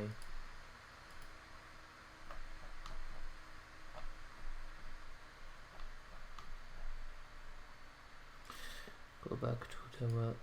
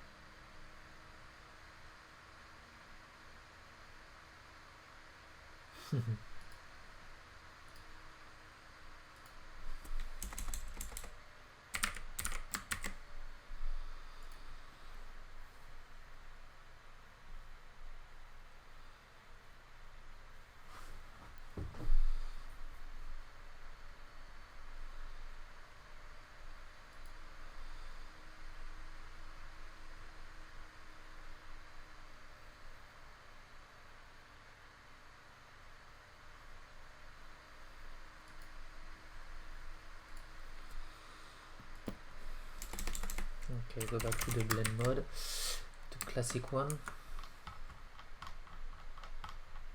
And we need to add something like that here.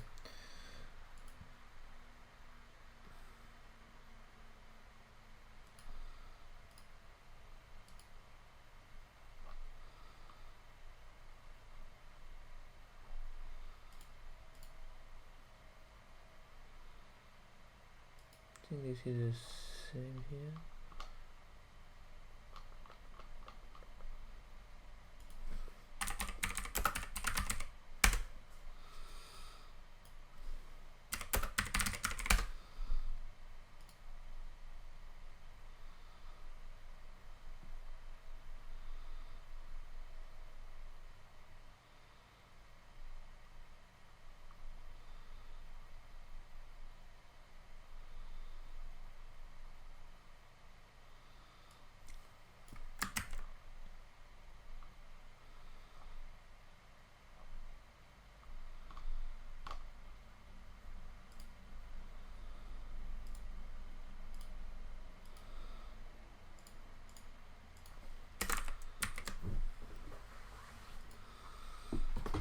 I think the soft additive might be a good option.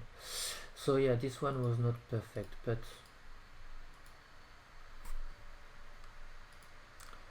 let's go back in our little guy here and try to add more define point, thing like that. Okay, so now can try to get only the one we want. So okay, new alpha. Oops.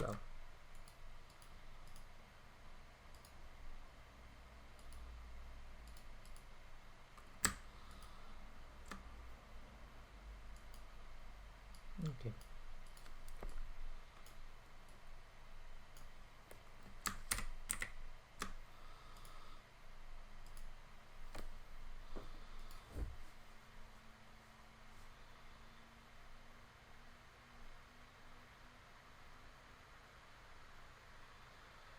So it's better.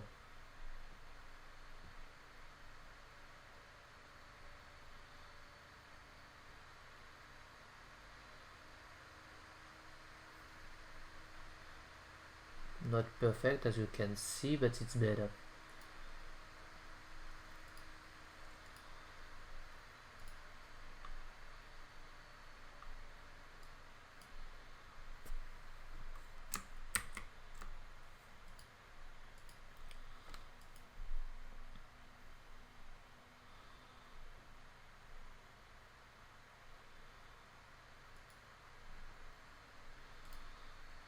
Let's try, as I said, this soft additive. 1 minus destination 1.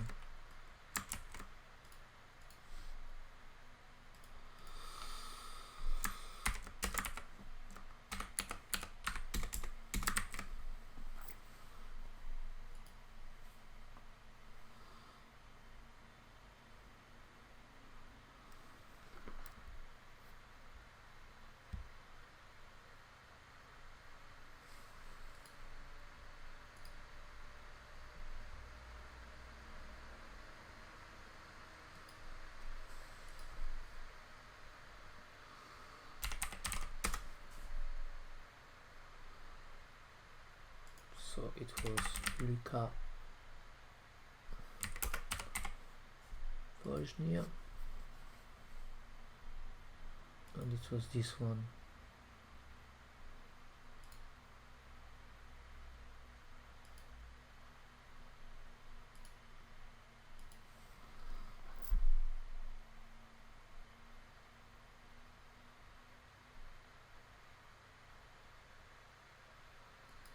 Okay.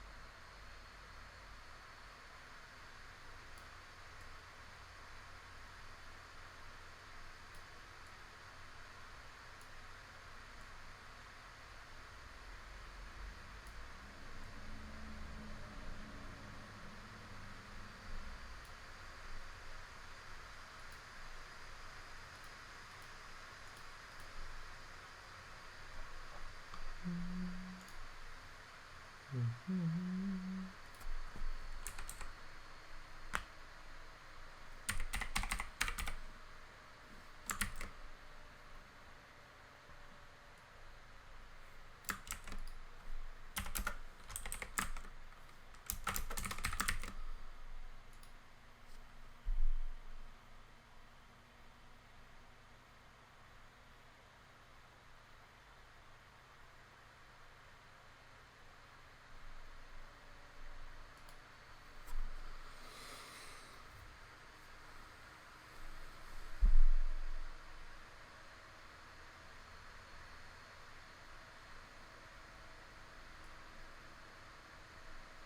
Hmm.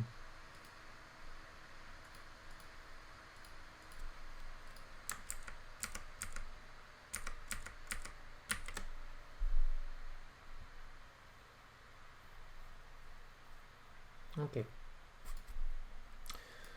so let's try to add some color into it.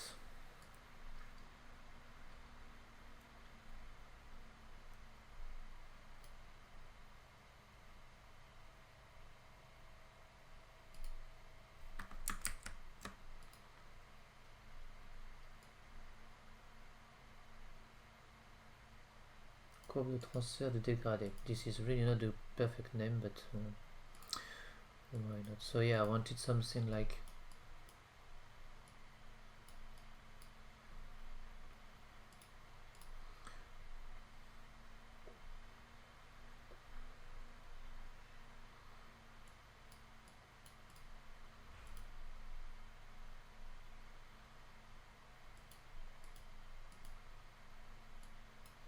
and spit it out.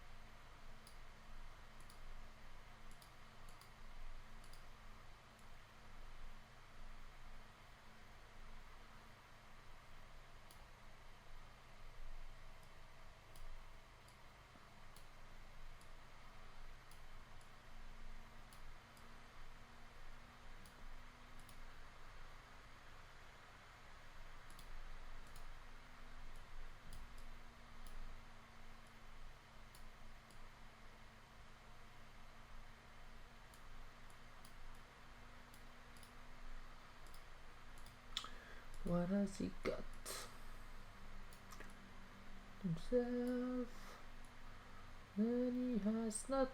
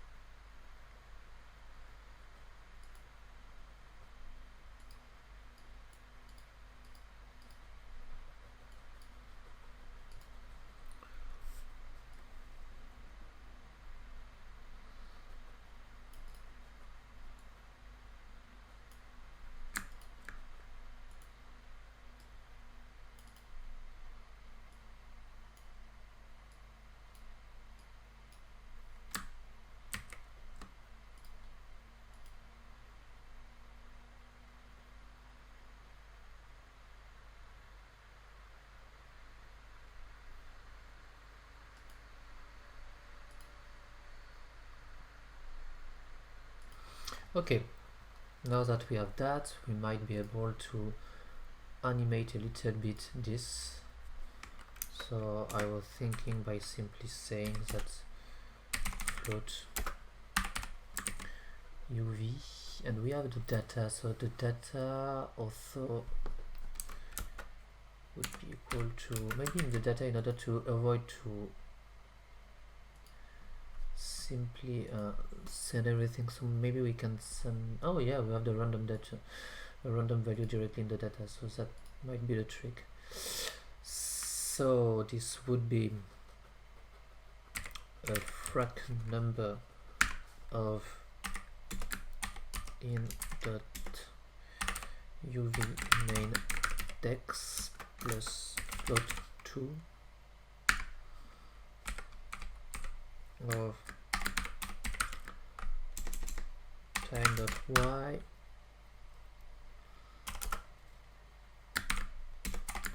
time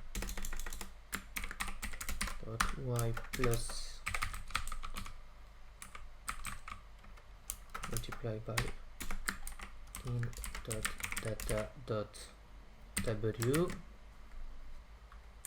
and this multiply by 0 1 just to have a little bit of animation, and this is a float 2, so I might be able to say something like that.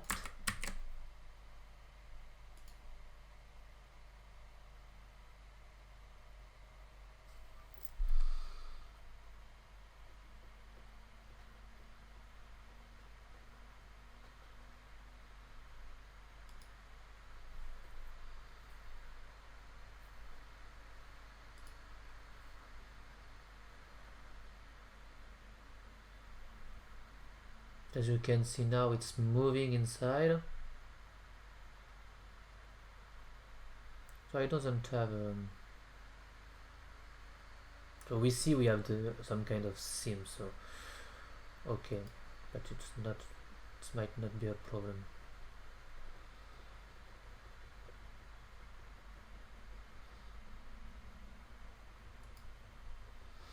Of course we will have a problem because the texture is not squared and etc, and it's not tiled, etc, but why not, it will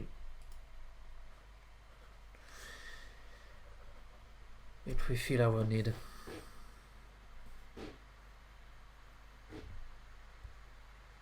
Especially because I think we will need to make some advancement in this one.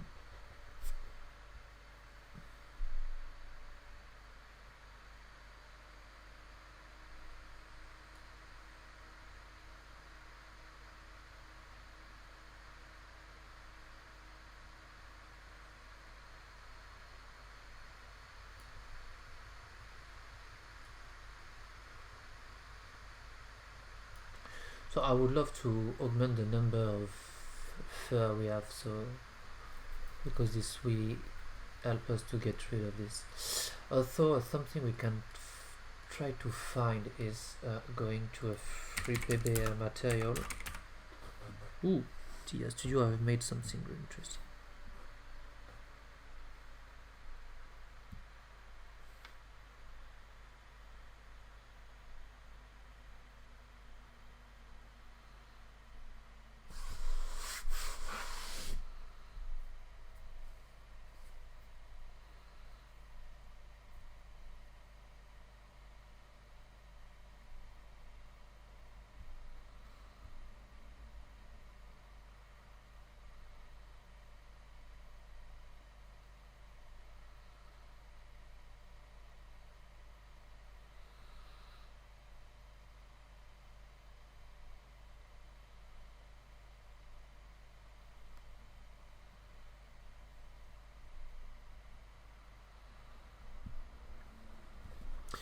Okay, so I was thinking about free PBR texture and maybe finding something about fur. So, as I thought,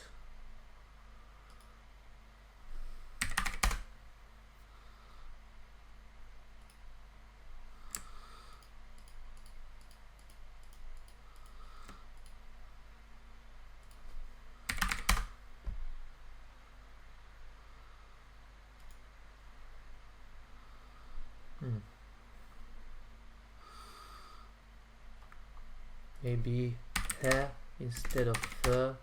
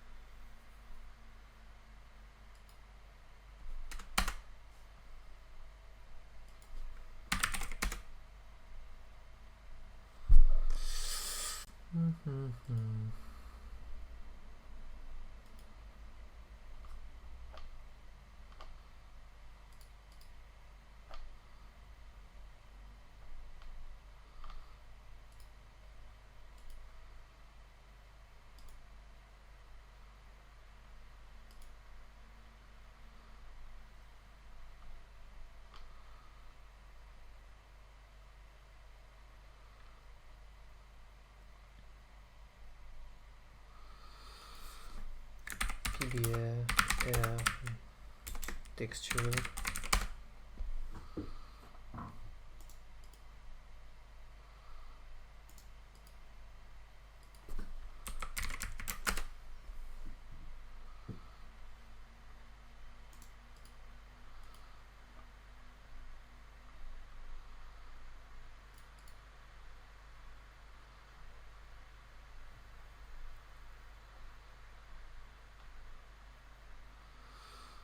Would not be tileable.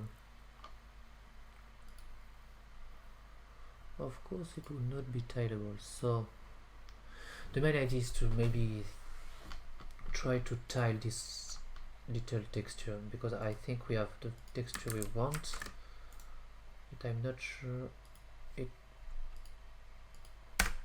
it fits our needs. So because it's not tiled, no problem.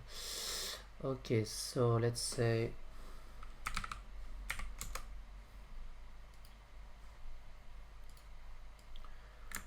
I want something like that. Okay,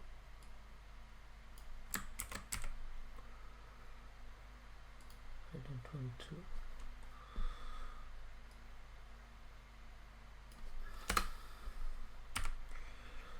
So a way to do a tile texture might be thinking like that. So try something like opla, taking this, saying this is the invert. So okay,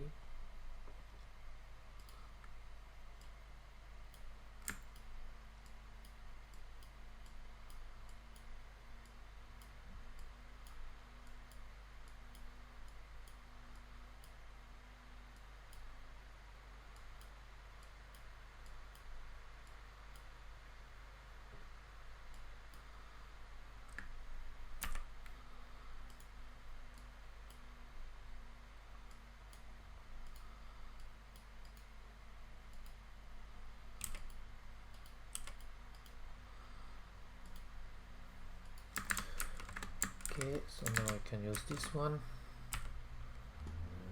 and try to invert on the 8, and again use this to try.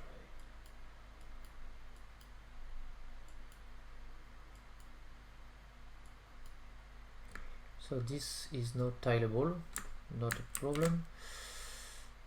Do we have also the alpha? No alpha. Then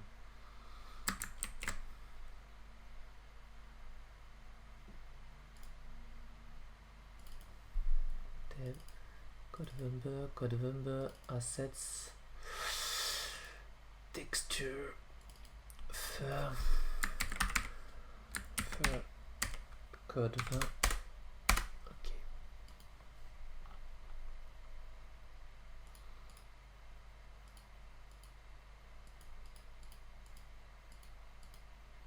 So this was our texture, so let's duplicate it.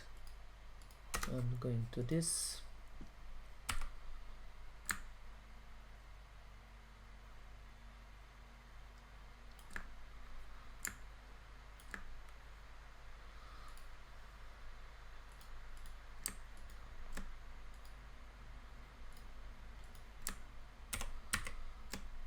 Okay.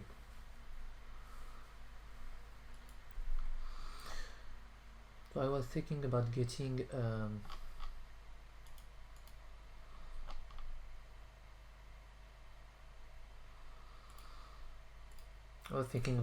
a new fur texture inside the PBR one, just to set everything, materials, etc. But it's not perfect, so not a problem.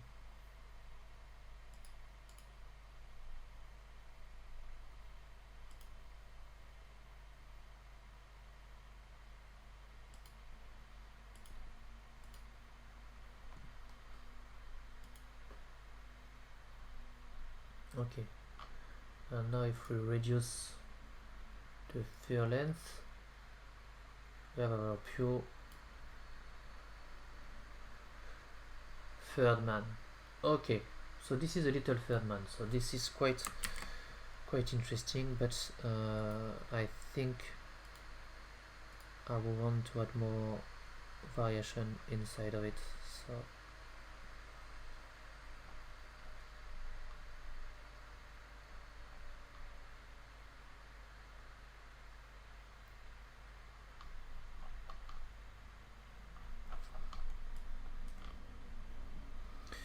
let's try to add more variation directly into our shader. Okay, so we start by using the 0 is here, so we start at, and this might be interesting, let's start at 0.25, in fact, going from 25 to 25. So this could be this, then this one would be 0.75 and 0.1. Can get rid of this. 2,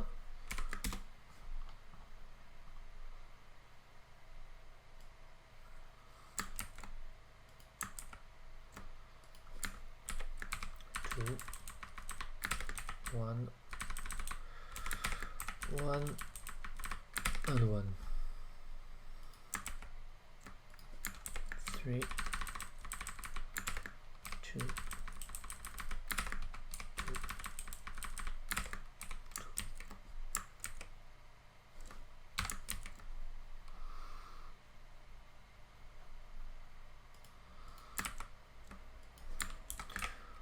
4, 3, 3 and 3. This one might be really it will be easier for computing, because we had I think 40 stratification, so 6, 5, and 5.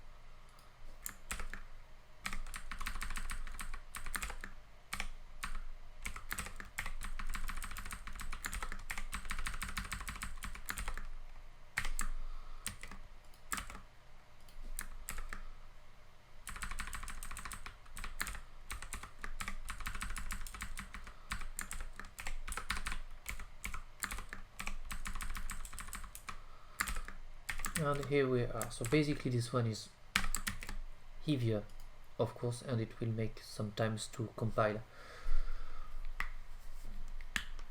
but if it works, it can be interesting.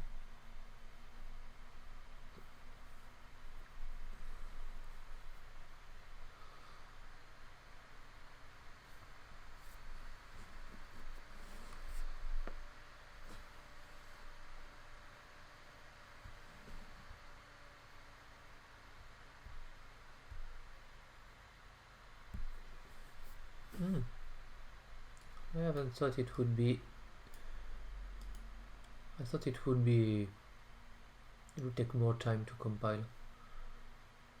And here we are, and now we can simply increase this. As you can see,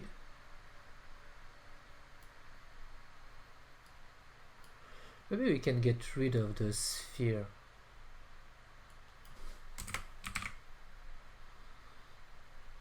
See what's happened if we can get rid of the sphere by saying that this is simply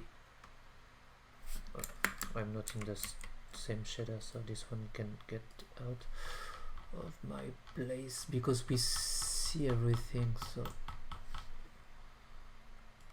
let's say I want think like base alpha, so I will take something like that,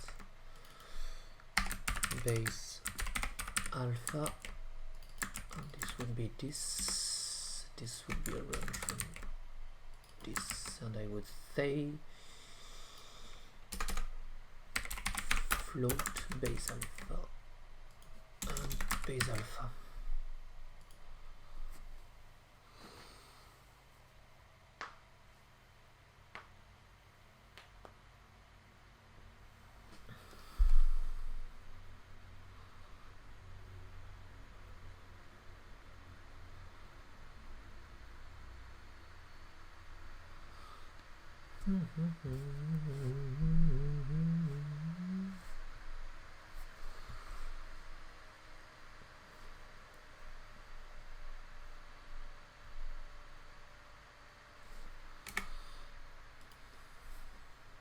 And let's try.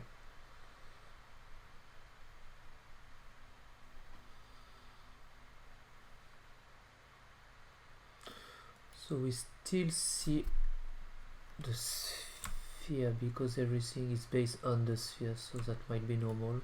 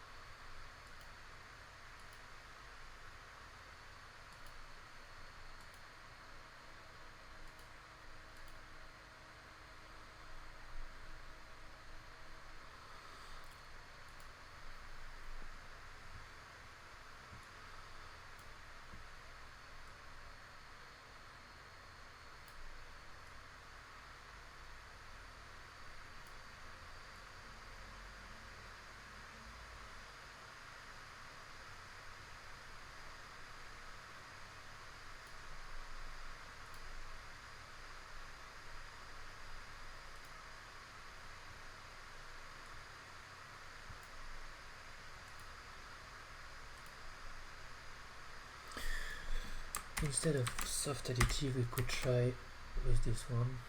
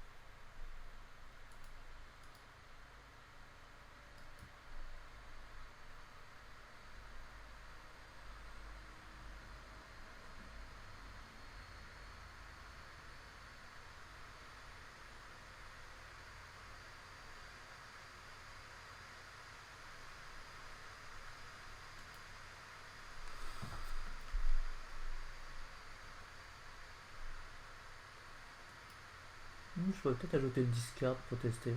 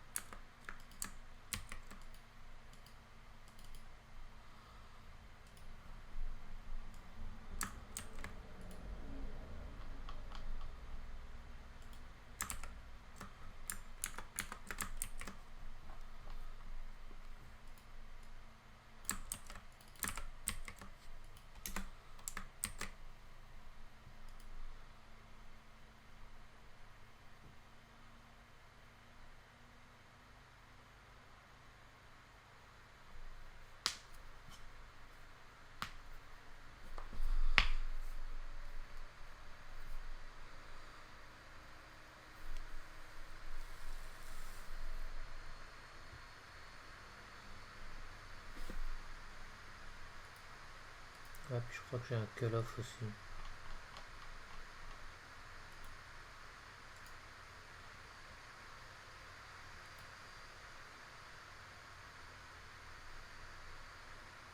Ah, même pas.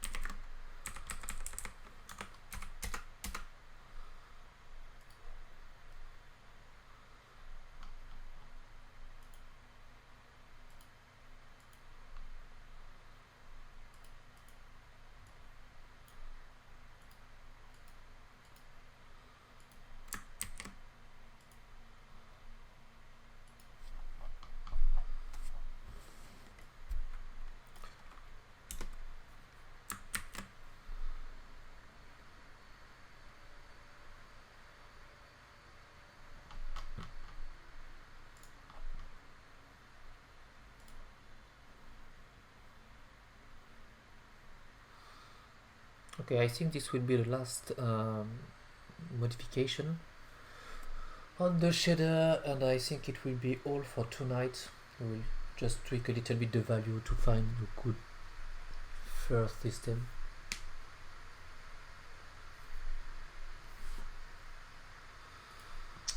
And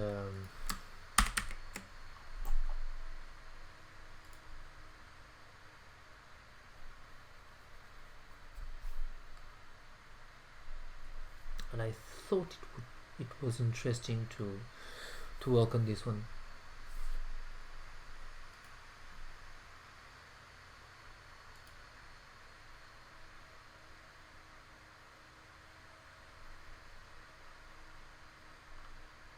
So yeah, here is our little guy, and let's modify a little bit at last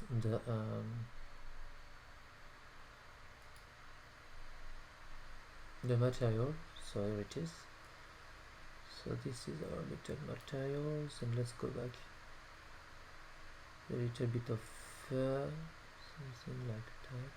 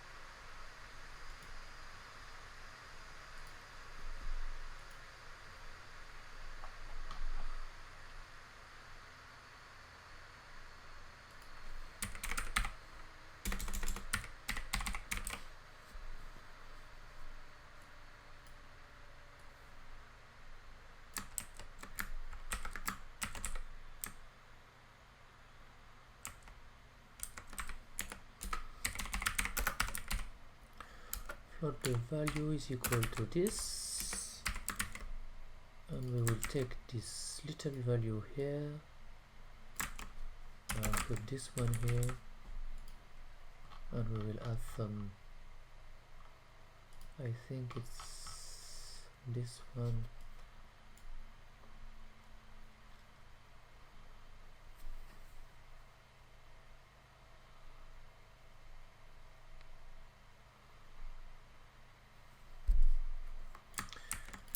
Not be an edge fade, it would be a smooth thick.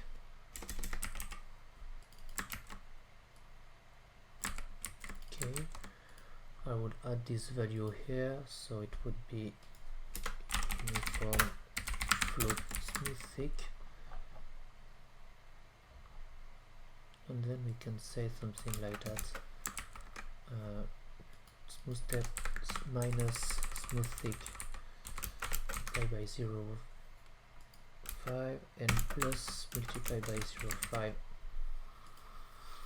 We have the color, we have the animation, we have the fur.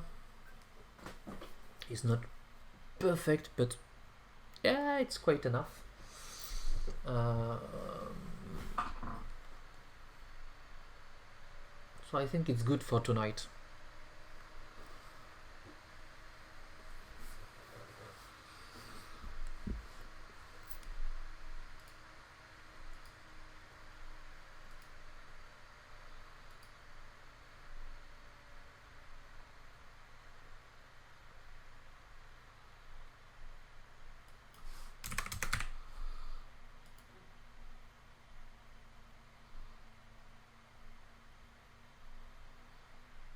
So yeah, it seems to be a little bit better. And you can notice the first seems to be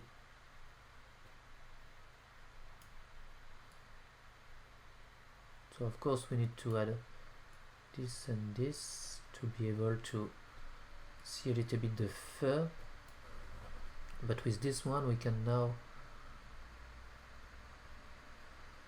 simply smooth a little bit, and we were something like that. In fact, I think it was 0.5. So as you can see now, it's reduced a little bit. So it was 0.505.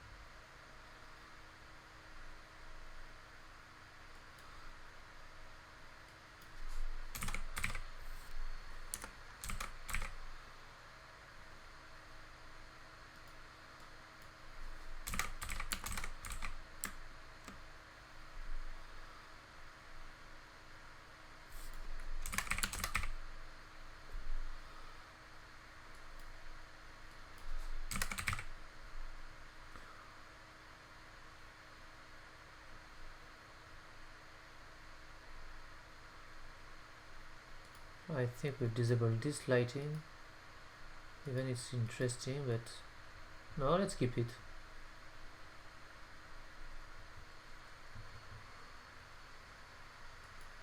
Okay, so maybe we can simply reduce this a little bit, having less elements, but maybe bigger one.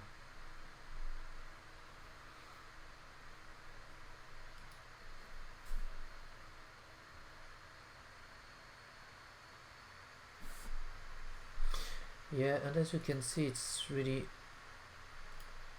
we have a little things that I haven't thought about. This is that we've simply changed the size of our little elements, so it's more something like this. If you want to keep the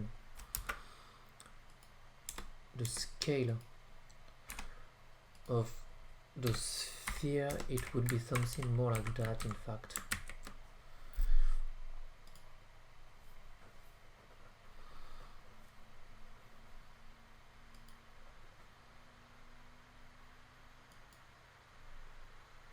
So now I can say 0, 1, 1.5.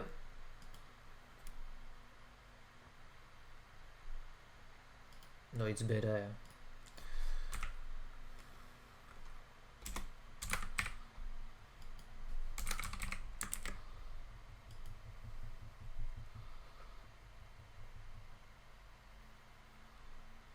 Yeah, it's less deformed.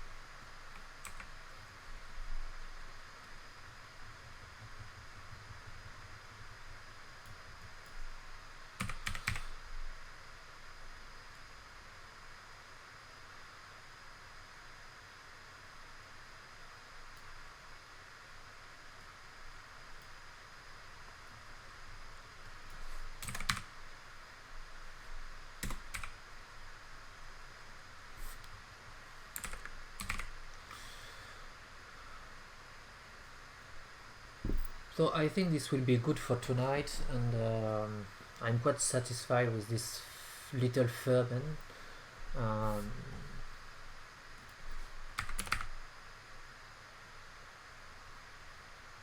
It's even better like this one.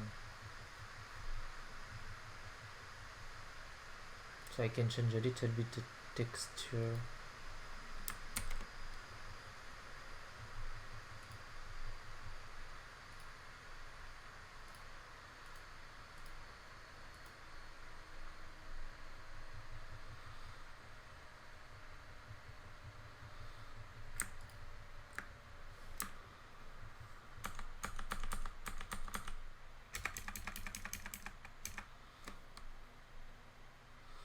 Even I think we can simply don't change the texture by simply just multiply this and saying this will be the main text and this will be the third text.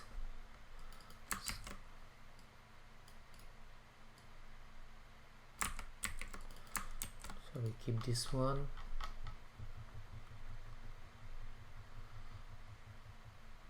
And say simple 2D third text for everyone.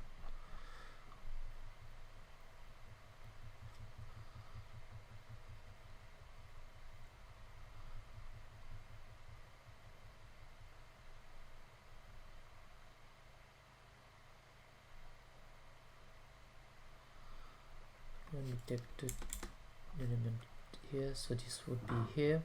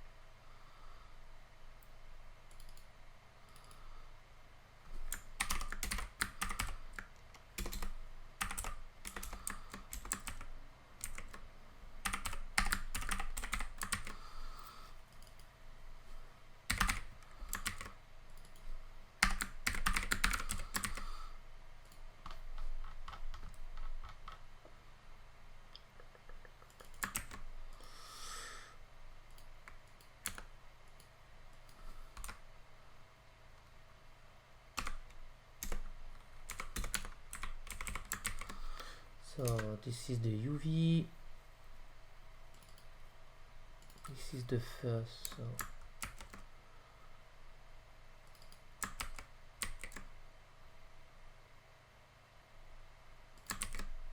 this might be the trick.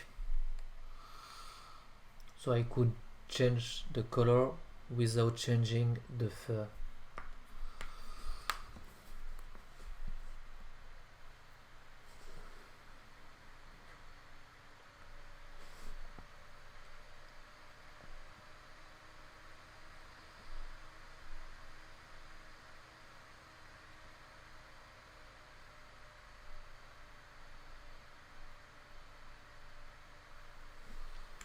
Okay, and I could simply say I will use the same here.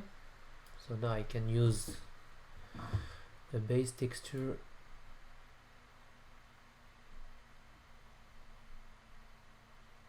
okay 0505.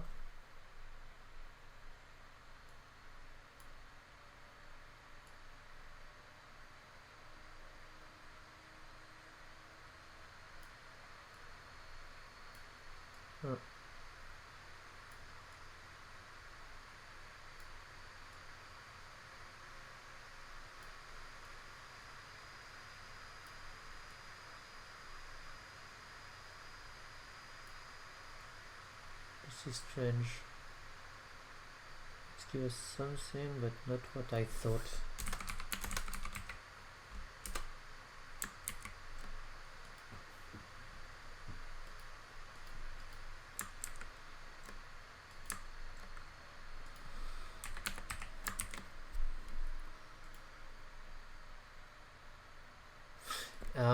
I multiply this by the color, which is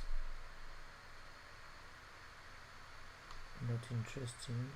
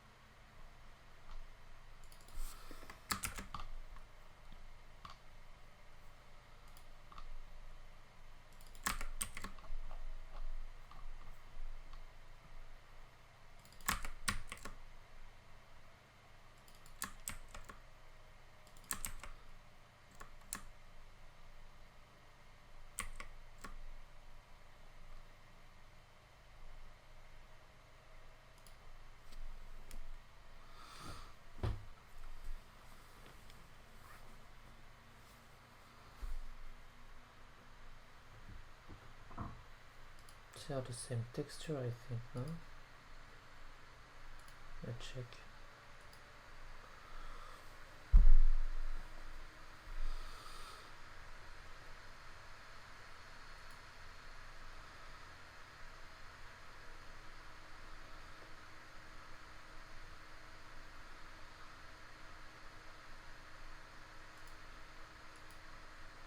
Okay, so it's basically the same.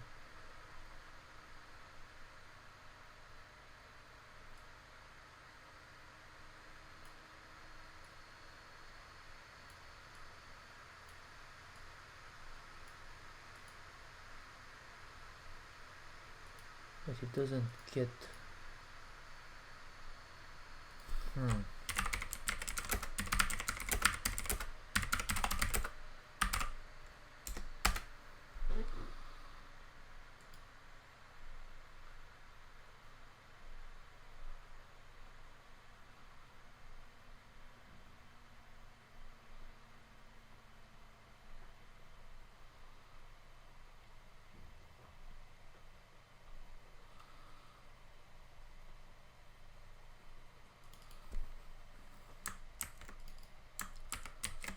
And if I say this.a,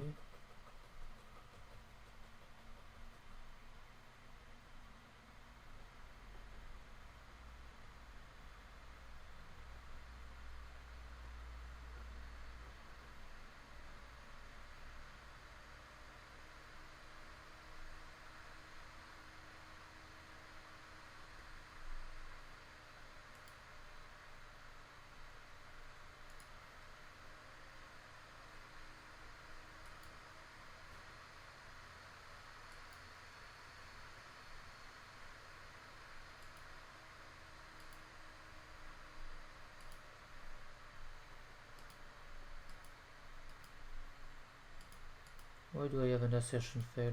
This is what expression S progress bar dialog. Is it a crash from Unity directly? It seems so.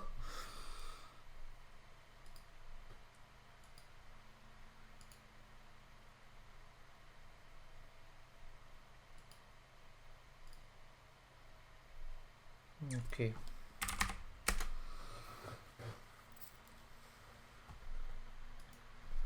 Let's find out.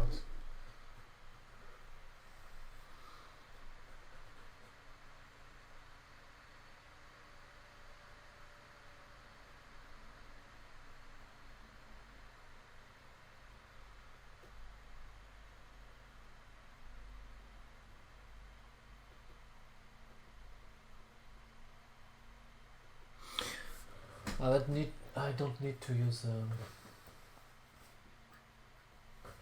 I think that's it. I don't need to use another UV text. Okay. So this one would not work, I think, but I don't need to use another UV. I can simply... Oh, I only learn. Where is this? An O10. This is okay.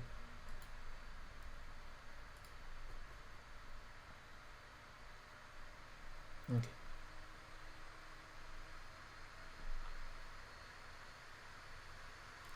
So I think the main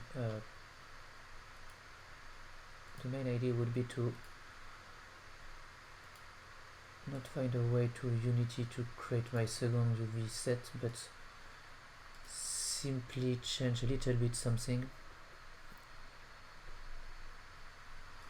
by saying something like that. So let's go into here, and this would be float to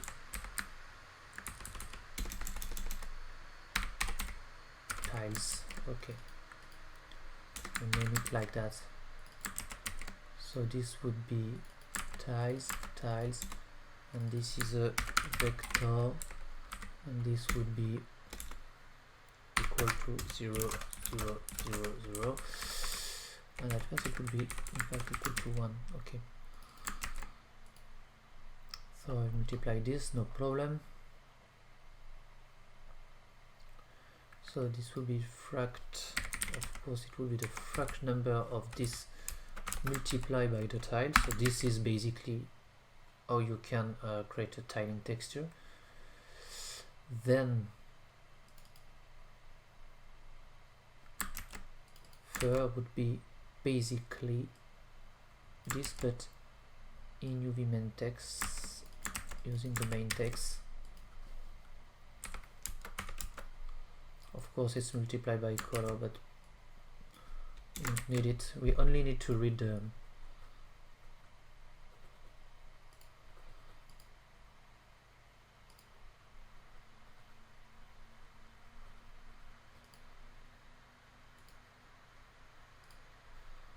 let me I don't need to save this one also.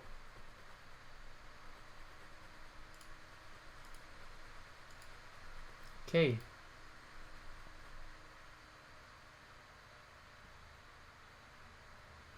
now we have our little guy. Okay, now we need to go back to the material and set a little bit the parameters.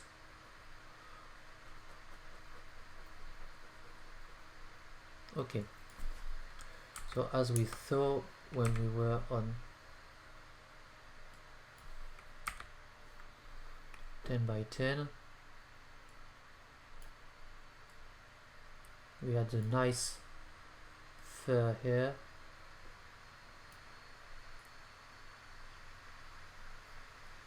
So this fur was quite nice. So a 0.5.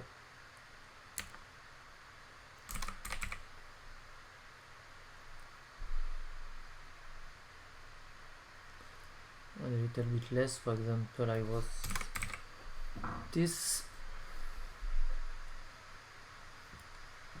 and this was quite interesting, but I need to, and now it changed the color.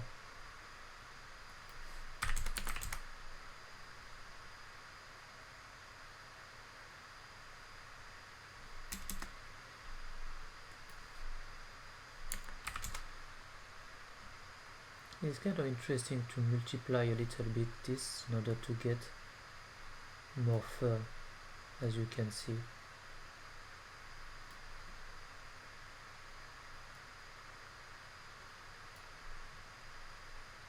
So we'll create another tile at the tile fur, which can be multiplied here. So this would be frac of the UV multiplied by the tile fur, and we need to add this as tile fur.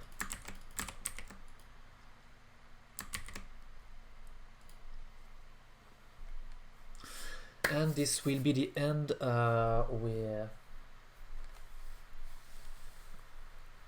we are past midnight.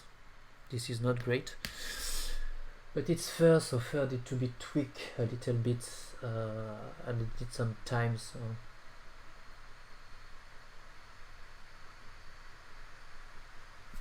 okay, let's wait until it's appeared.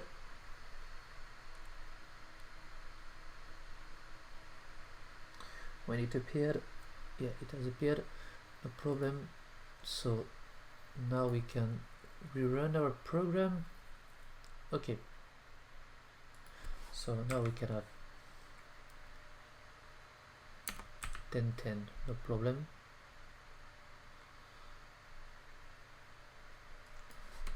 One is not good enough. 10-10.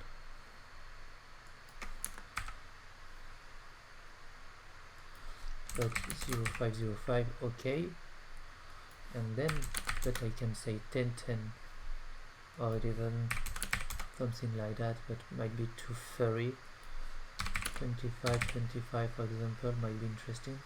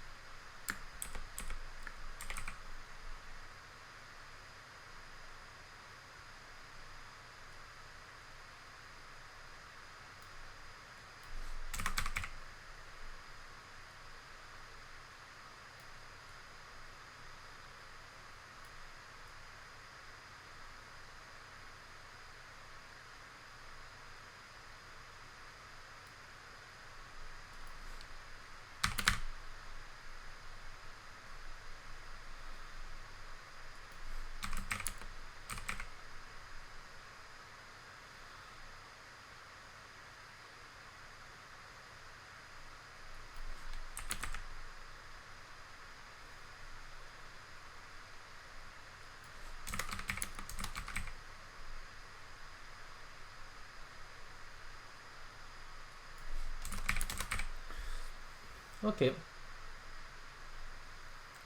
so for me it's interesting, and we will end now.